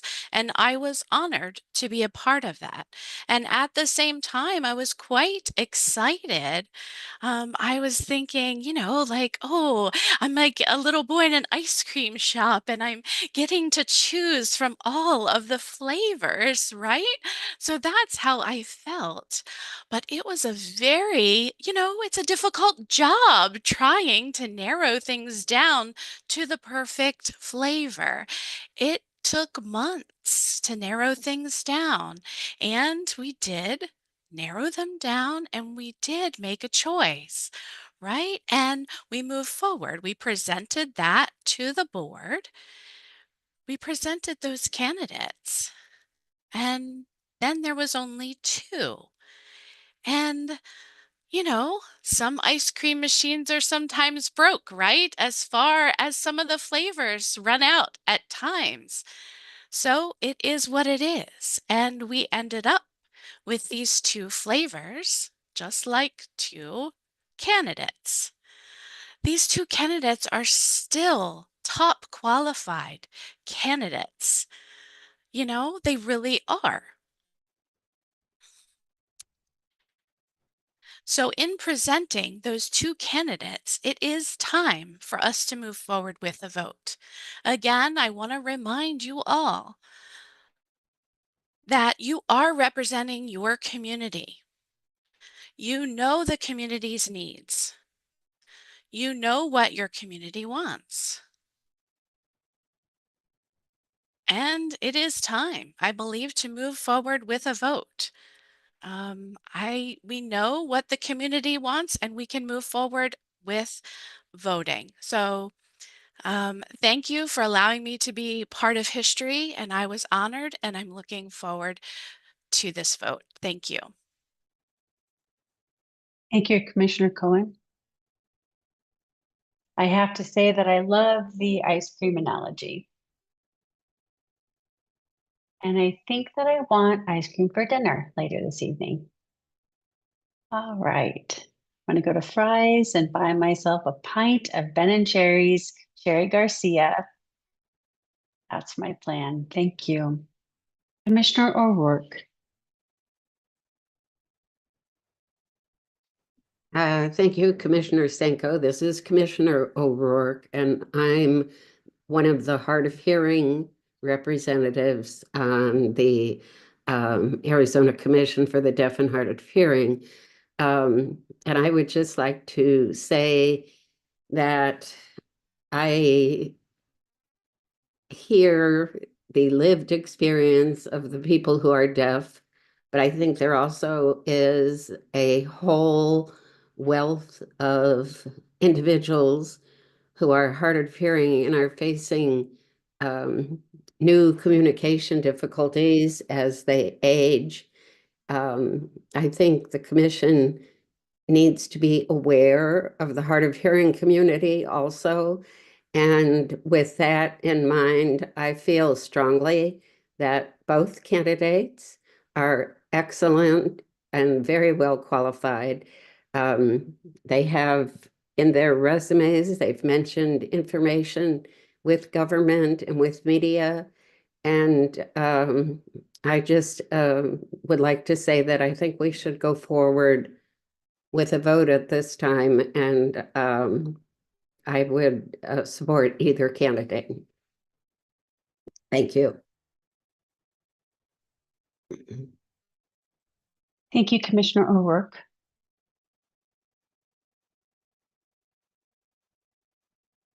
Commissioner Kidd.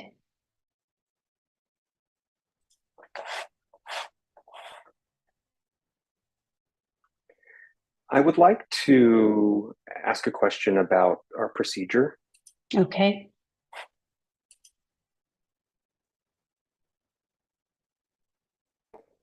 I have noticed several commissioners have mentioned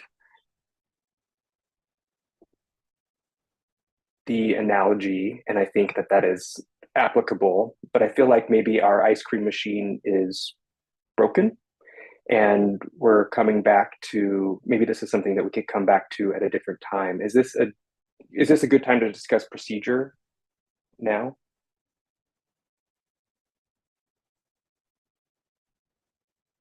You mean the procedure for voting? Yes, because there are several commissioners who have said that they will not be voting for either candidate. And because of that, I think that's something that we need to address. Again, it's not about candidate qualifications. I think we've already agreed that both flavors of ice cream would be incredible. But I think it's an important thing to bring up because we need to address that procedurally first.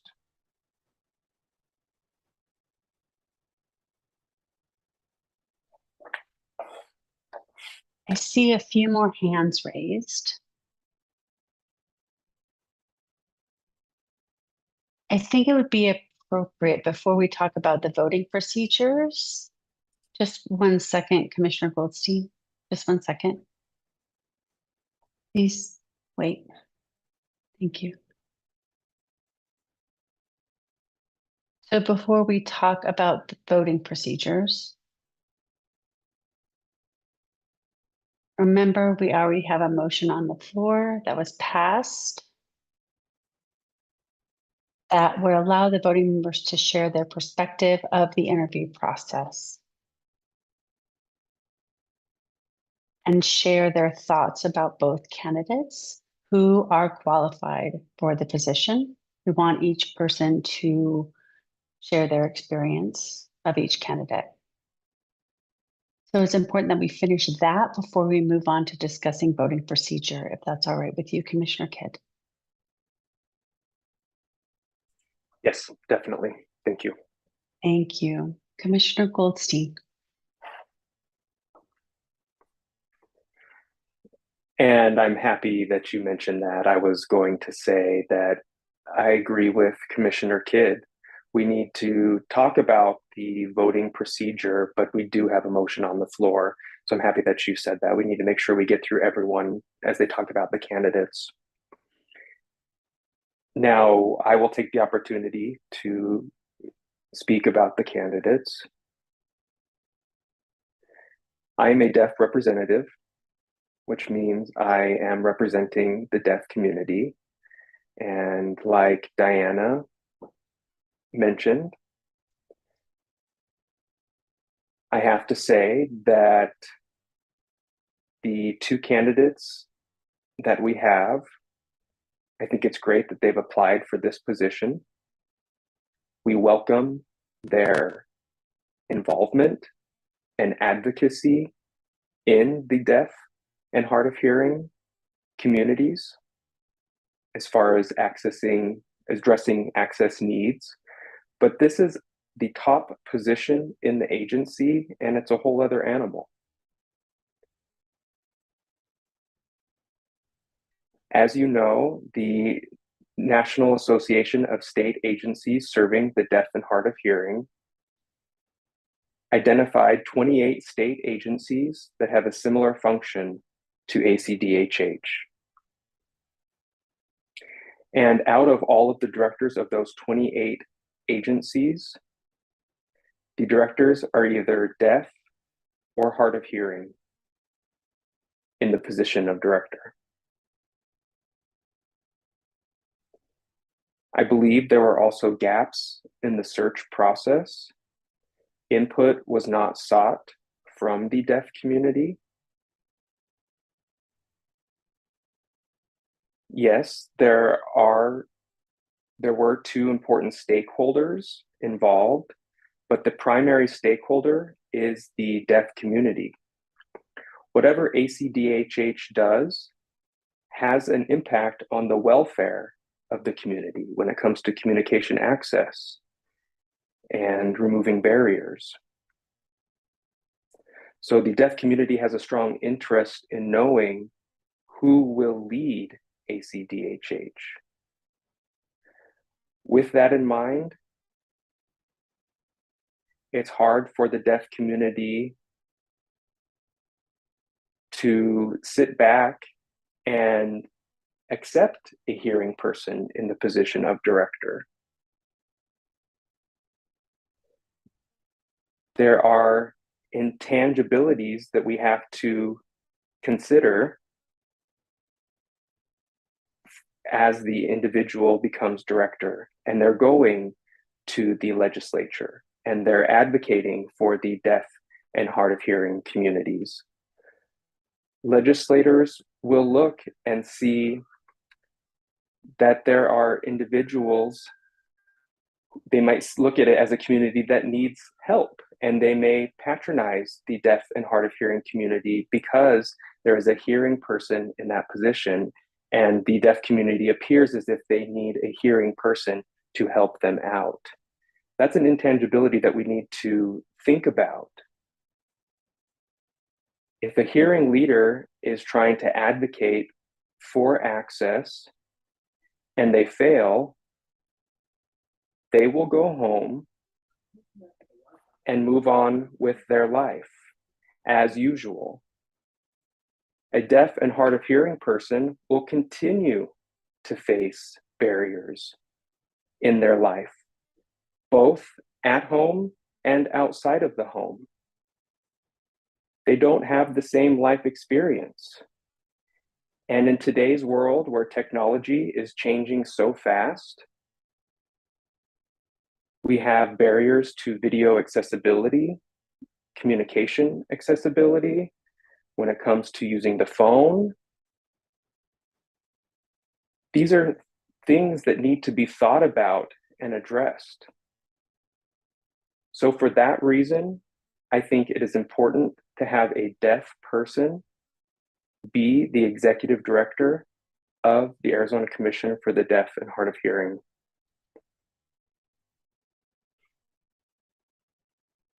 I understand that we have two candidates.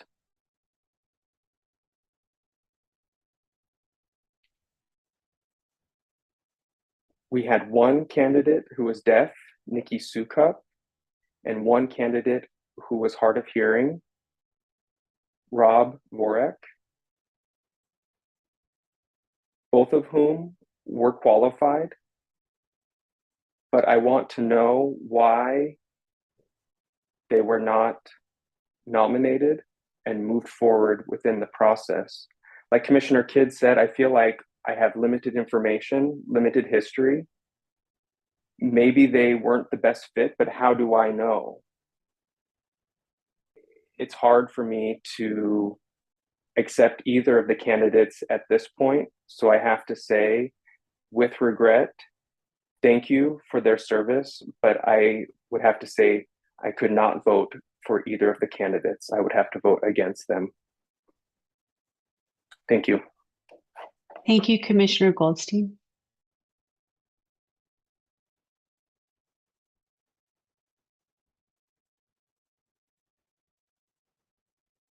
Okay, so I have a few comments and then we'll talk about voting procedure.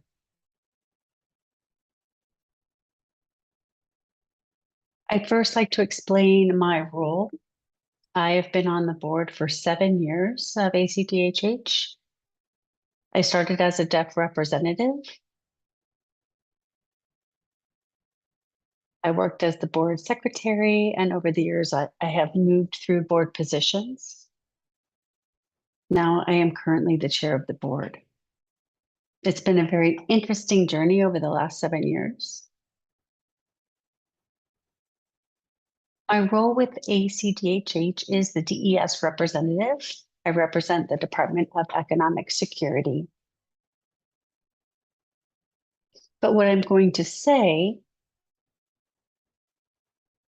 is not from me as a representative DES. I work for that agency, but the comments I'm stating right now are my personal comments as a deaf or a member of the deaf community, not as a representative of DES. So I want to make sure that that is clarified before I move forward with my comments.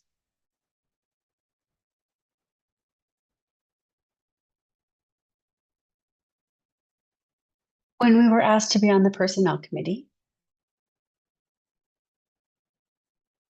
just as with what Commissioner Cohen said, it was a privilege and an honor to be asked. I was excited because we were going to be a part of history. Excuse me, this is really a big thing for me as a member of the deaf community to be a part of this historical decision. The last executive director was chosen in 1998, and that executive director has shaped the history of the deaf community in Arizona. We have come a long way since 1998, and I'm sure many of you remember what life was like as a deaf person or a hard of hearing person or a deaf-blind person with combined vision and hearing loss back in 1998. The ADA was passed in 91 by President Bush. Sherry was appointed as executive director, and she's done a wonderful job during her tenure.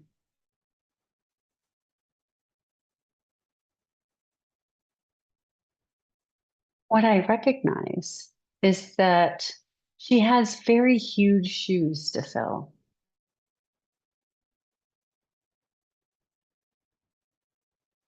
Mr. Kidd said something that came directly from my mouth.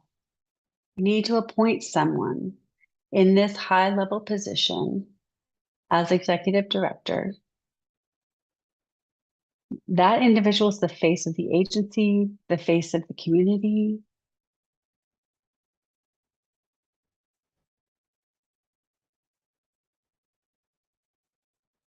And I've heard from other members of the deaf community, also members of the deaf-blind community, and what they've had to say. They have said that they're afraid that this experience will be what happened with the Helen Keller National Center. A hearing sighted person was appointed at the Helen Keller National Center, and they fear that the same thing is happening here. And I completely get it. I don't have a lived experience as a deaf-blind individual, but I get their perspective. And it's important to validate their feelings and their experience. What I'm hearing from the deaf community, what they're saying is, please don't forget that we aren't the only stakeholders. There are other groups, like Commissioner Thompson said, people who have hearing loss. There's such a wide range of what that means and what that looks like. We have individuals that we serve who are hard of hearing. They're often overlooked. We can't fault them for having the experience of being overlooked. They're not often thought about. Their barriers, the challenges that they face, they feel like they're not part of the hearing world. They struggle with access to spoken language. And then they're also not part of the deaf community because they might not use sign language. And the deaf community sometimes doesn't accept hard of hearing individuals. Just a second, I'm completing my comments, Commissioner Goldstein.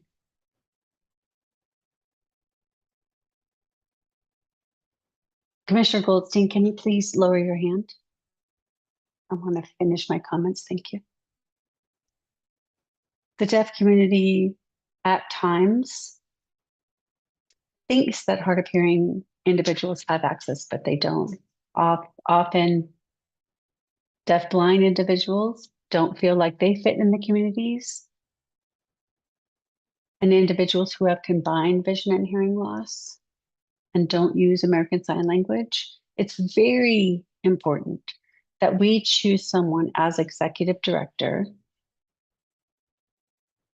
who can think about the needs of each individual community.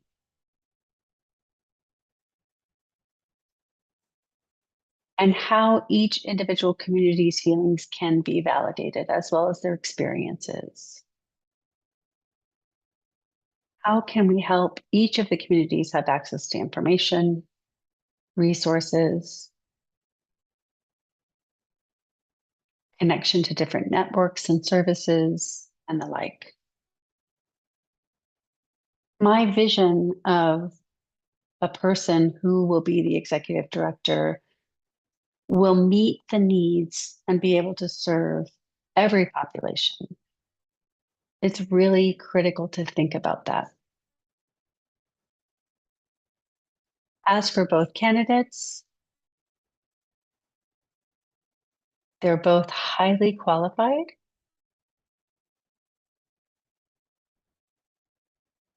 They have incredible knowledge of resources, and they have those at their disposal.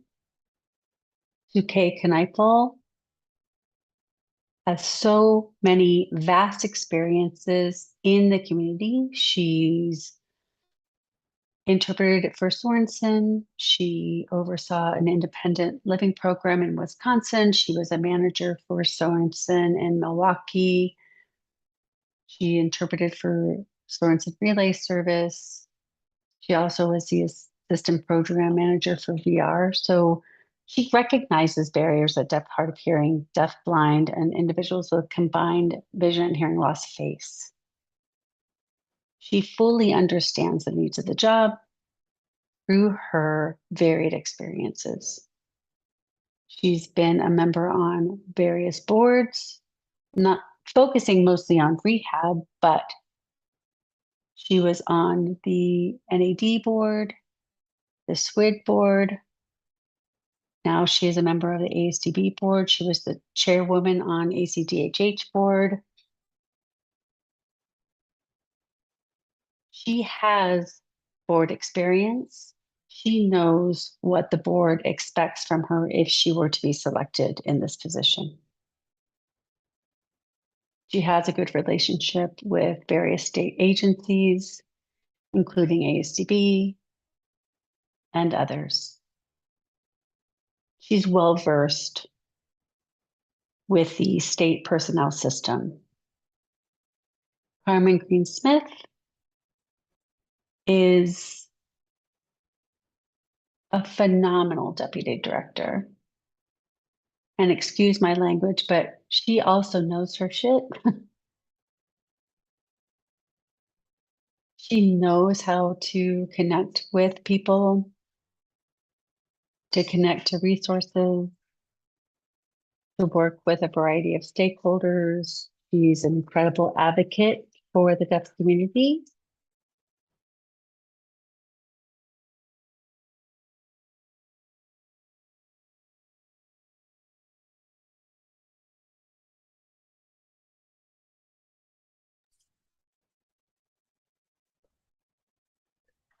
Do we lose Amy?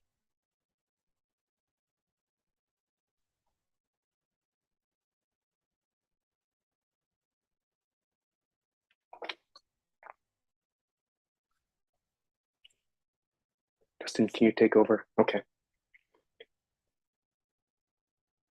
As I was saying, she is an incredible advocate for the deafblind community. She knows ACDHH inside and out. She's familiar with policy and procedure. To be clear, she's well respected by the staff and a variety of people inside and outside of the deaf community. So please know that the board members recognize that we are kind of stuck between a rock and a hard place. I completely understand, and I want everyone to remember why we are here today. what brings us here. We need to pick one of the two candidates to help lead the agency and to not only make things better for the deaf community, but for a variety of communities. The hard of hearing community, CVHL community, the deaf-blind community. It's important to think about what they need as well, and what we can do to ensure that their needs and values are also taken into consideration. Thank you for letting me say my piece. Now we will open it up for discussion on the voting procedure. Welcome back, Amy.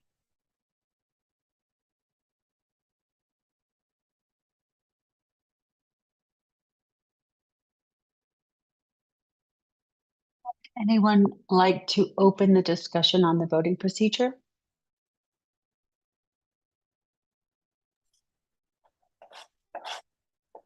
This is Commissioner Kidd.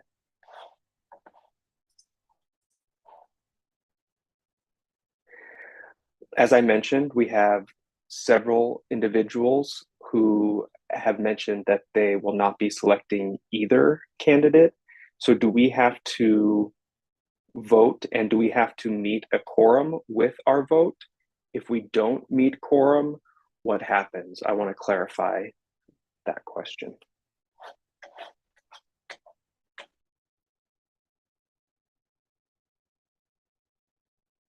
Typically, we go with the majority vote.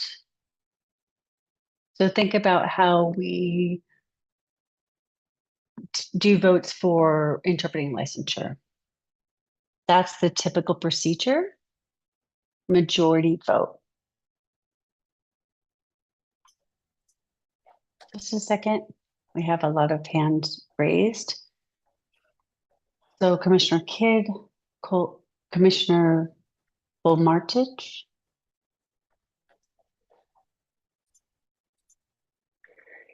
If we vote by candidate and neither candidate makes quorum, then what happens? Or do we need to recommend a candidate and then vote for that candidate? I want to get some clarification on how we pick the candidate that we then move forward with. I would like clarification on that. I believe Commissioner Bolmartich expressed the same concern, so I would like to hear what she has to say. Commissioner Bolmartich? It's my understanding that quorum only applies to having the meeting. After that, votes, I'm not sure you can say majority. I think plurality would also apply, but I'm not sure. That's the part that I'm confused about. I mean, we can have the vote, but it doesn't have to be 51%, or can it be just whoever gets the most votes? That's what I want clarification on. Thank you, Madam Chair. Thank you, Commissioner Goldstein.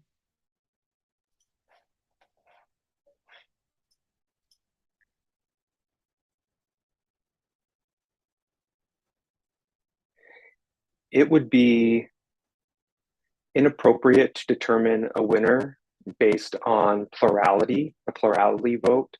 Normally, you need to have a majority vote, but majority of what? For important issues like based on laws, which we are not, by bylaws, excuse me, which we are not discussing tonight. Are we talking about the majority of the commissioners? We have 14. Would that be 8 then as the majority? Or would it be commissioners in office, which is 13? So the majority would be 7. I would like clarification on that, on how many votes will be needed to elect a candidate. Okay, thank you. Commissioner Bolmartich? Thank you, Madam Chair. This is Commissioner Bomarsich. I am actually counting 13 commissioners present right now, so that would be, a majority would be 7. I think Commissioner Madsen had to leave. And that's it. Thank you. So from what I'm hearing, the process for voting for either candidate is that we would need 7 votes to meet majority. Do we want to say who we vote for, or do we want to say candidate A, vote yes or no, candidate B, vote yes or no? How do we want to proceed? Commissioner Bomarsich and then Commissioner Kidd. And I apologize, Madam Chair. This is Commissioner Bomarsich. I miscounted. I actually count 11 voting people present now. So we're going to have to nail down the numbers first.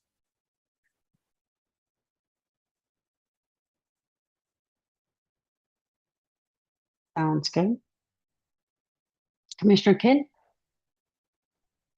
Let's focus on that first. If it's 11, what the number is, and then we'll come back to me. Okay, so looking at the number of commissioners here. Commissioner Kidd? I recommend we do a roll call right now. That's a good idea. Kyla, would you be able to do a roll call so we can determine how many commissioners are here? Sure. All right. Commissioner Bomarsich? Commissioner Venkatesh? Here. Commissioner Swenson? Here. Commissioner Herron?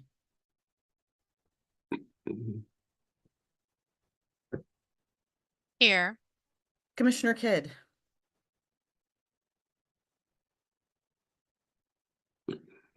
Hello. Commissioner Thompson? Yeah. Commissioner Cohen? Here. Commissioner Scarborough?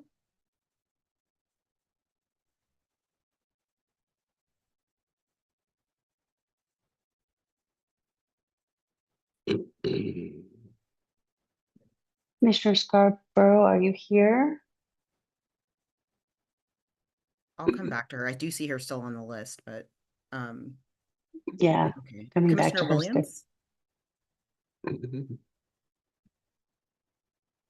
Here. Commissioner O'Rourke? Here. Commissioner Goodstein?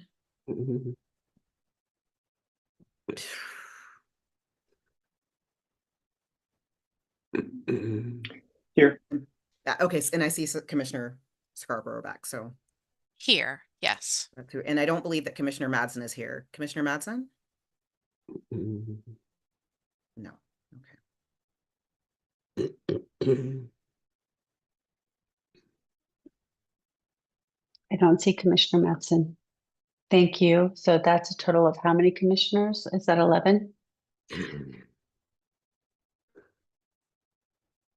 So for the vote, how many would that be? I'm not good at math. I think that's 6. Would it require 6? 11.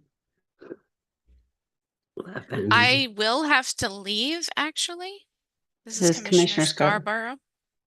Okay, so we have 10. So we've gone over time and I will have to leave. Thank you, Commissioner Scarborough. Appreciate all that you do. So now we have 10. That means majority would be 6. Is it 5 or 6? Help me out here. Thank you, 6. Commissioner Cohen. 6. Okay, Yeah, 6. I need some food. Okay, thank you.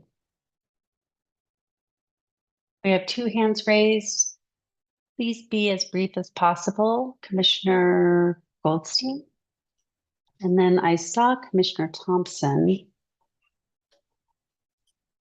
If you'd still like to make a comment. Okay, great.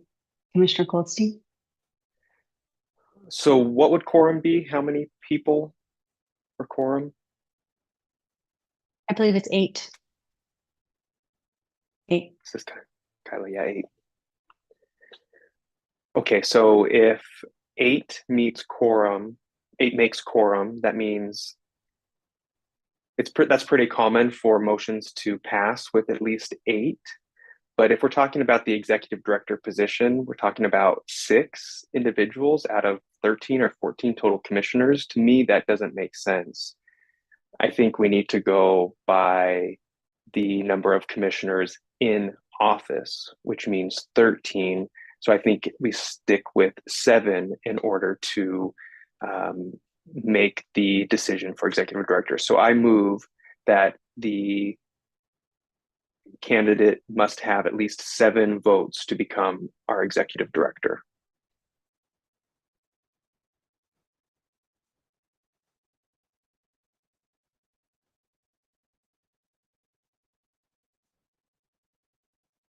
We have a motion on the floor. Do we have 4 against or voting an abstention? Commissioner Herron? So I am trying to understand the bylaws and regarding our procedure for voting. We want to make sure that we are following procedure in this case. So I'm assuming the procedure is to have quorum and then 50% times 1. So that is common standard. And at least Harvey helped me understand this. Why would it increase? I say, I understand that it is an important job, but people do have to leave. So help me understand that. Part of my reasoning is that at Gallaudet University, where I was a member of the board, we would meet quorum and then the majority would vote on business at the meetings. However, for the election of a president or a bylaws change, it did require at least 11 individuals because we had 21 voting members. So, and because this is something of such importance, I know we're looking at the numbers of just 6 or 7 people. I feel that that wouldn't be appropriate. But if you decide otherwise, I'm okay with that. I just don't feel that that's right. I second that. It's just one more vote. Okay, Kyla, do you mind doing a roll call vote on the current motion? Sure. Commissioner Goodstein, I'm sorry, I missed that motion. Could you repeat it? Yes. Commissioner Goodstein, do you mind repeating your motion? Or Commissioner Cohen?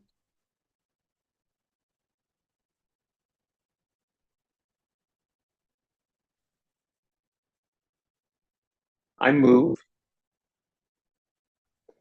that we need a majority of 7 votes because there are 13 commissioners in office to elect our new executive director. Okay, so we have a motion that because there are 13 commissioners in office, that 7 need to be voting to select the executive director, seconded by Commissioner Aaron. And then Commissioner Kidd.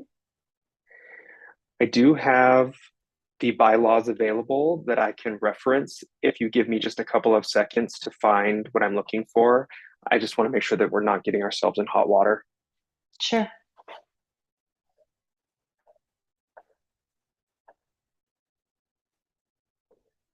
And this is Harvey. Do we have bylaws? I was unaware of any bylaws if we have them. I believe that Commissioner Kidd found something in the bylaws. You should have received the bylaws during your orientation. He's requested a few minutes to find what he's looking for.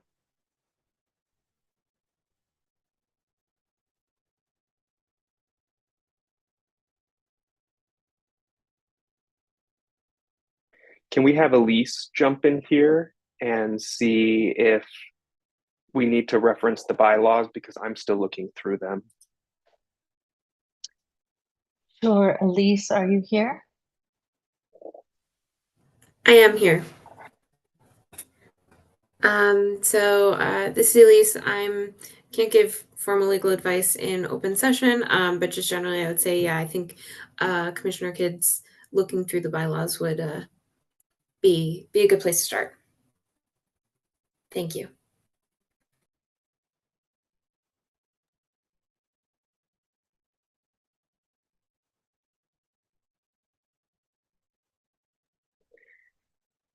It seems that there's no reference to particular voting procedures in the bylaws.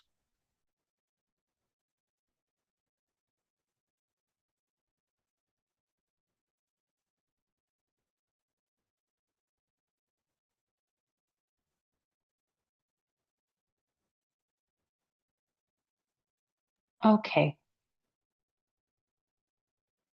While Commissioner Kidd is looking, I'm going to wait until he actually looks up at me. Okay. Whew, can't find it under pressure.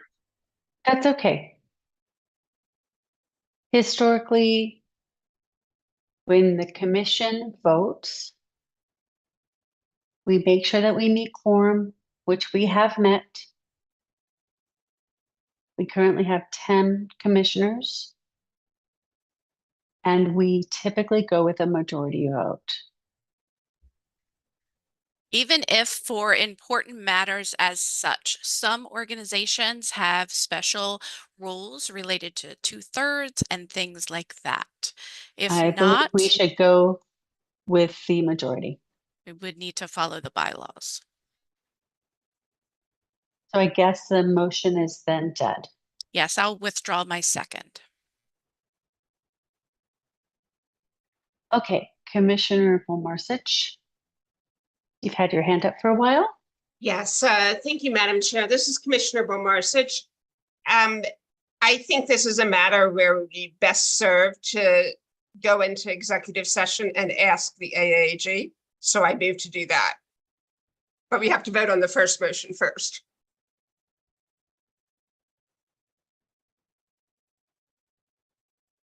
That motion has been withdrawn.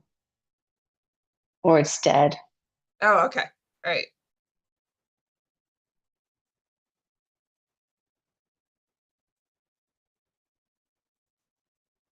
Do we have a motion? We have a motion to go into executive session to ask the AAG questions. Do we have a second?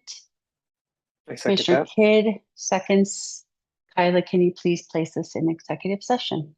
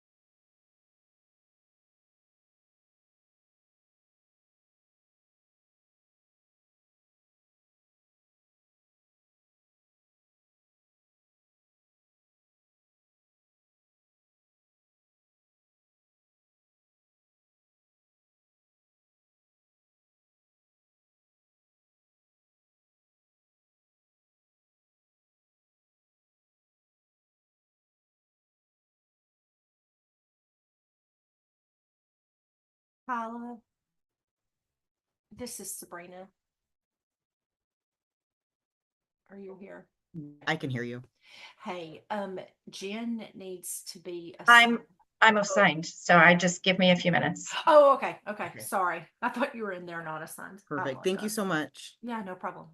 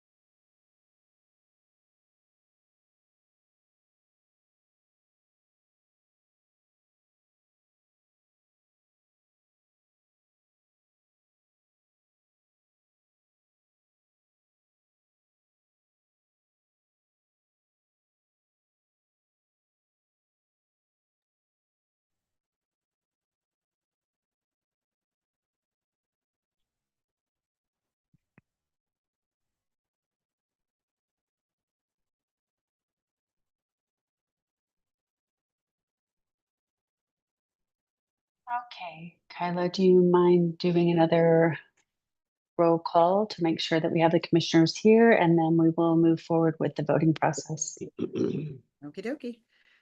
Commissioner Bolmarsich? Commissioner Venkatesh? Here. Commissioner Swenson? Here. Commissioner Herron?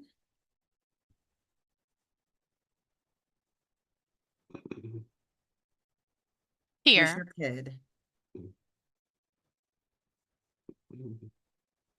Here. Commissioner Thompson?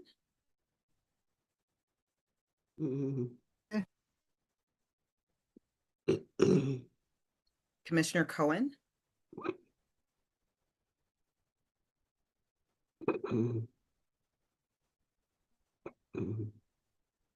Okay, I'll go back to Commissioner Scarborough. She had to leave. Oh, she had to leave. That's right. Commissioner O'Rourke. Here. Okay. Commissioner Williams. Here. Commissioner Cinco, and then Commissioner Goodstein. Here. Okay. Did I miss anybody? Hi, I'm here. I think we're good. Okay, thank you. Commissioner Cohen apparently had to leave. He said he had to leave around 5:30. Thank you, everyone. We're going to continue with the voting process. I would like to ask the commissioners, do we want to vote on candidate A and then candidate B, or do we want to have Kyla do a roll call vote and you say who you're voting for? Commissioner Kidd. I would recommend that we do a roll call. That'll be faster. I agree. So there is a motion to do a roll call vote. We'll move forward with that. Kyla, do you mind? Second. Oh, we got a second from Commissioner O'Rourke. Great. Commissioner Bolmarsich.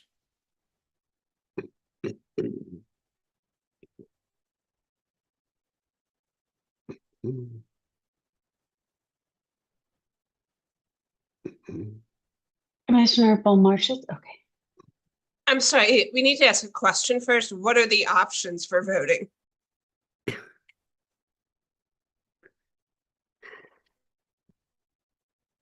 In other words, what are the options? Candidate A, candidate B, abstention, voting present, whatever. What are the options?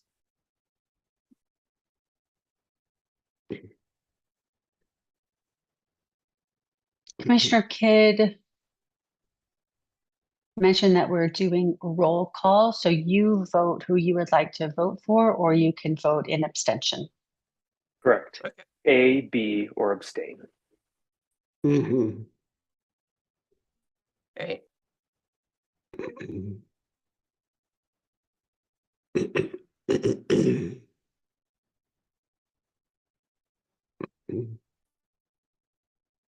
Okay, Commissioner Williams, or I'm sorry.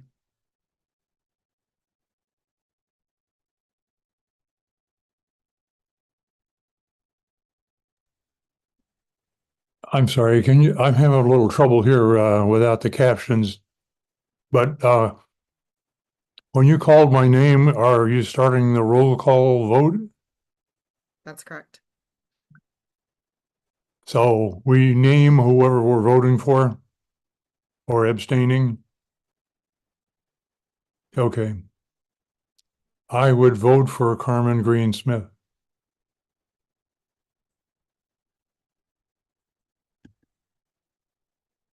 Okay. Commissioner O'Rourke.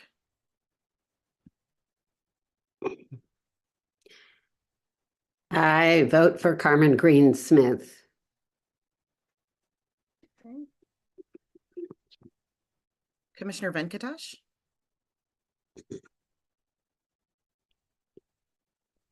I vote for Carmen Green Smith. Commissioner Swenson, I also vote in favor of Carmen Greensmith. Commissioner Bolmarchich,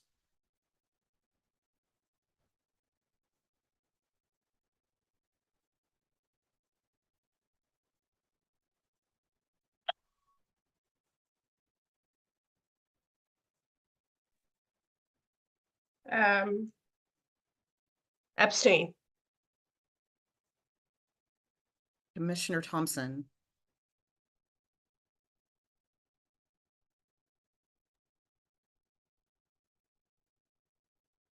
I vote for Suke Knifer.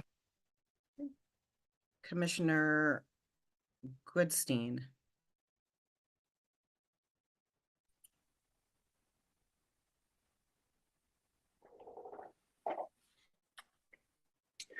I vote for neither of the candidates. I would like to keep my ballot blank.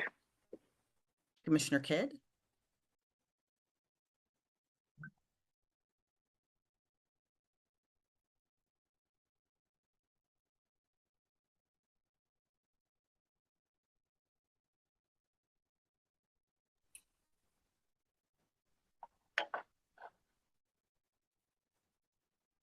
This is a tough decision. I abstain. okay, Commissioner Cinco,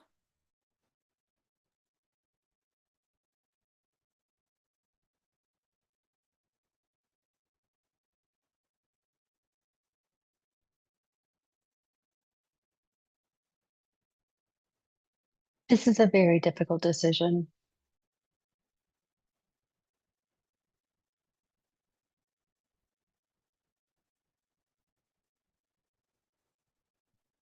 And I'm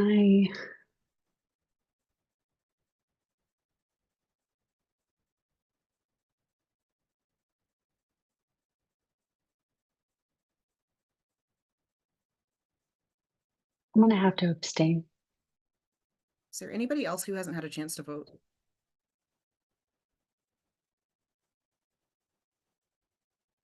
Commissioner Herron, I abstain.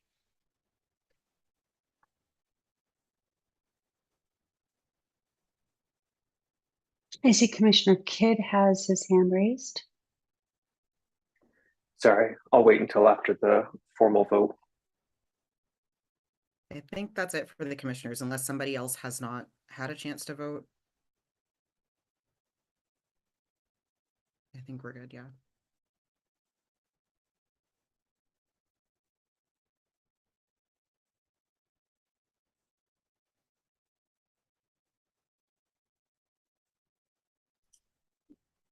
May I get can we get a formal tally of the votes from Kyla?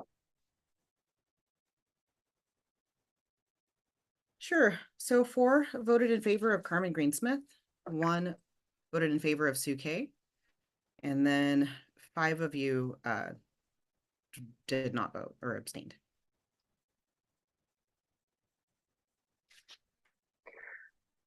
This is Commissioner Kidd.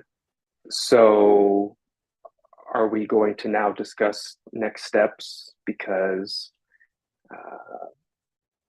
majority of the commissioners aren't here.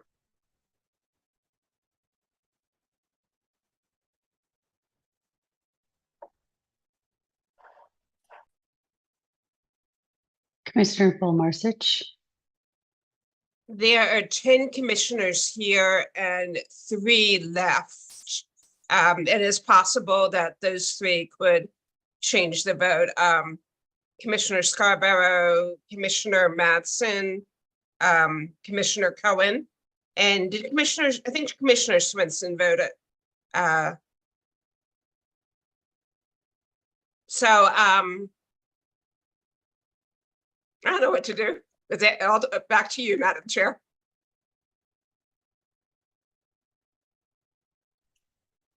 Thank you. To be honest with you, I don't know what to do either. This is new territory for me, and I believe for everyone.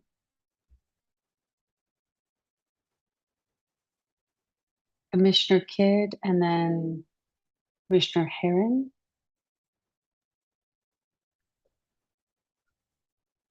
Well, we really can't go back and wait for those other 3 or other 4 commissioners who aren't present to vote. We need to move forward. So I move.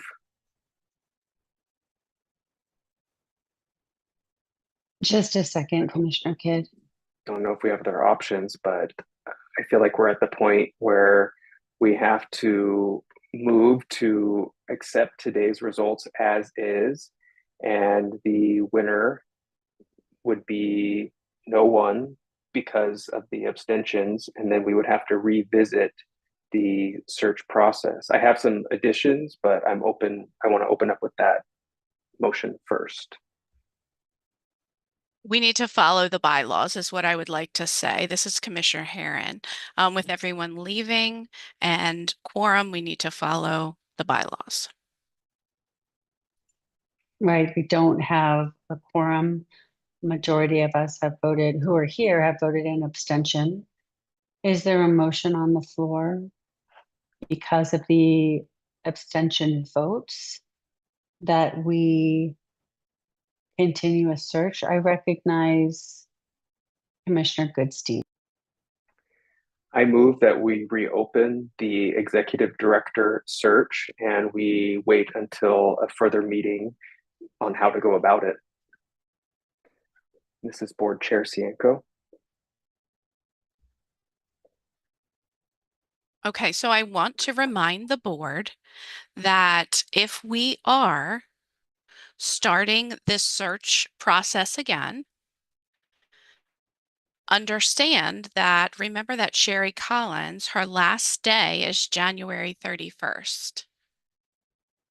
So if we are doing this search, then this whole process will need to be repeated, and due to all of those abstains. So we need to possibly pick an interim director at this point because of where we're at.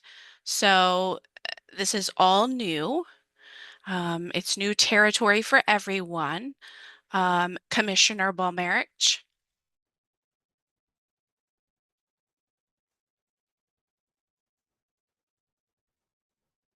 Yeah. Commissioner Williams. You can turn your, there we go. Commissioner Balmerich, go ahead. When you say, I understand the need to appoint an interim director, I would propose that it not be today. We have 2 January meetings that are full already. I would propose, and the holidays are coming up. So I would propose that we schedule a meeting in January before Director Collins officially retires and discuss who would be an interim director. That is not something that we would do a search for. So I move that we meet again in January, not on the 2 days already scheduled, but just to focus on the question of an interim director.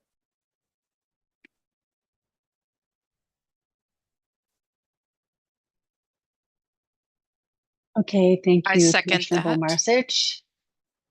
Okay, we have a motion to meet in January to discuss an interim director with Commissioner, I missed who seconded that. Commissioner Herron seconded that. I see Commissioner Williams has his hands up. The floor is yours.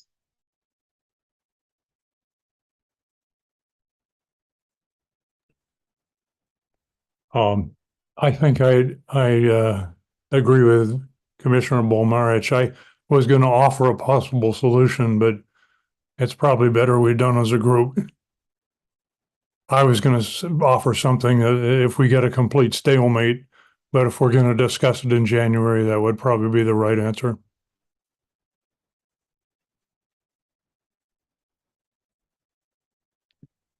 We can move on. I didn't mean to clog up the work here.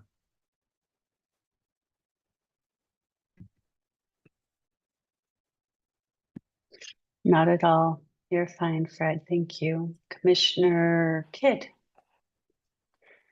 Just want to make sure I'm clear on this. We have my motion on the floor. Has that been voted on?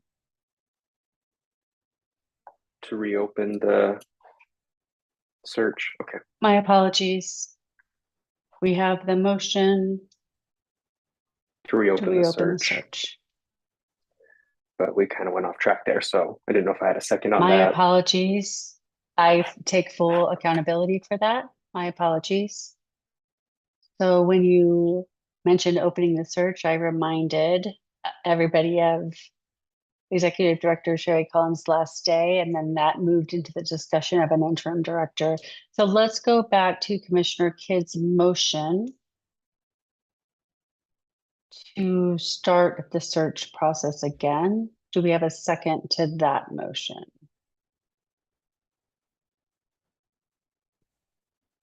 Second. Commissioner Williams seconds. All in favor? Aye. All in favor?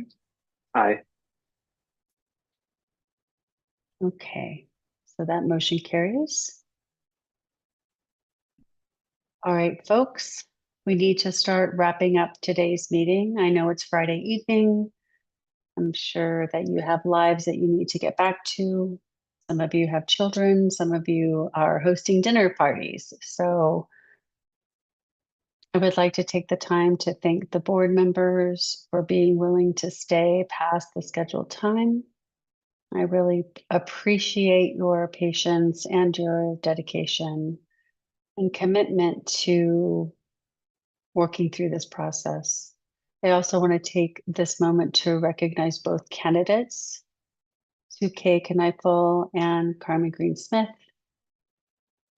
Again, you are both excellent candidates. Gave wonderful presentations. So I want to take time to recognize the effort you've put into this process. And I know that this process hasn't been easy for either of you or Amen. anyone for that matter. So I want to take a moment to recognize both candidates. Both are very passionate about serving our communities.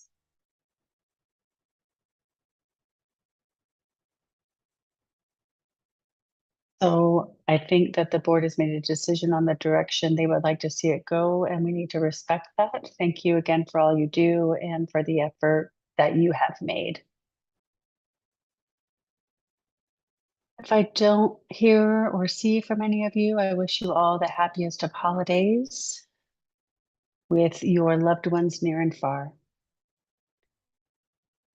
I know we have two hands up, so Commissioner Bomarsic and then Commissioner Venkatesh. Commissioner Venkatesh was first.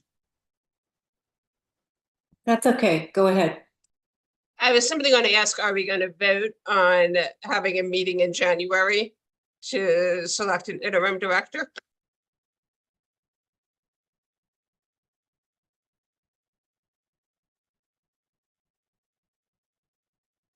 Yes, I will work with Kyla. Wait, actually, I need to back up here. I know that we're going to be having a full board meeting in January. Kyla, do you mind reminding me when that meeting will be taking place again? Sure, those meetings will be taking place on January 9th and January 15th.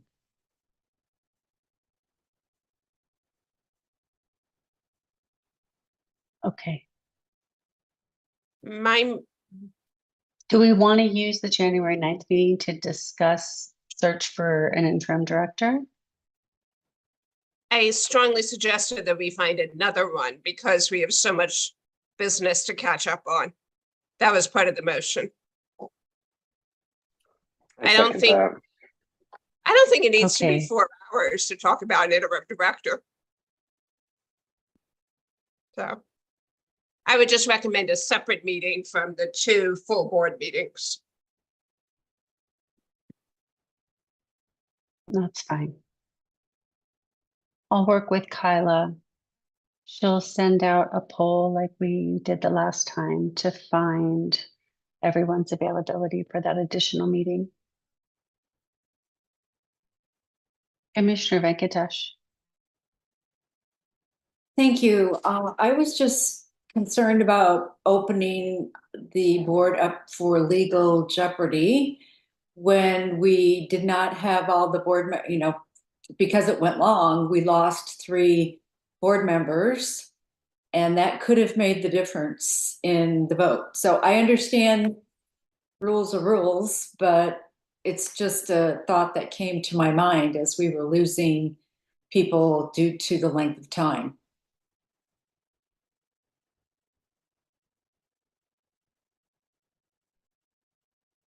Yes, thank you for sharing that. Commissioner Thompson. Thank you, Chairperson Cianco. And piggyback on that, because I was thinking of that, I did not vote yes to resume search for a new executive director. I wanted to leave it for the next board meeting because, again, like it was pointed out, we lost a lot of board members and it could have made a world of difference in the voting. So I would like to see that, put that on hold until the next board meeting in January with all of us to then decide whether or not we will resume looking.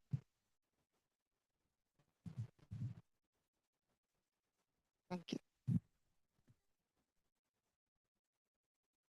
Okay, thank you.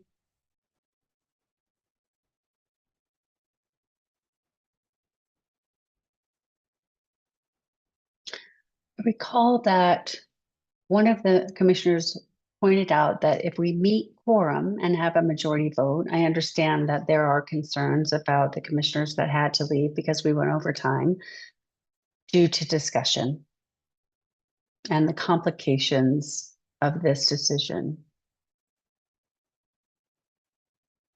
I'm not sure if Elise can answer that question.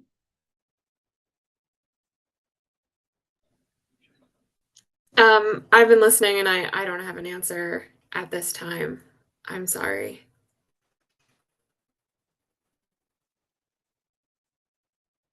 That's okay, thank you. We will convene in January. Kyla will reach out and send a poll to schedule a January meeting where we can discuss next steps.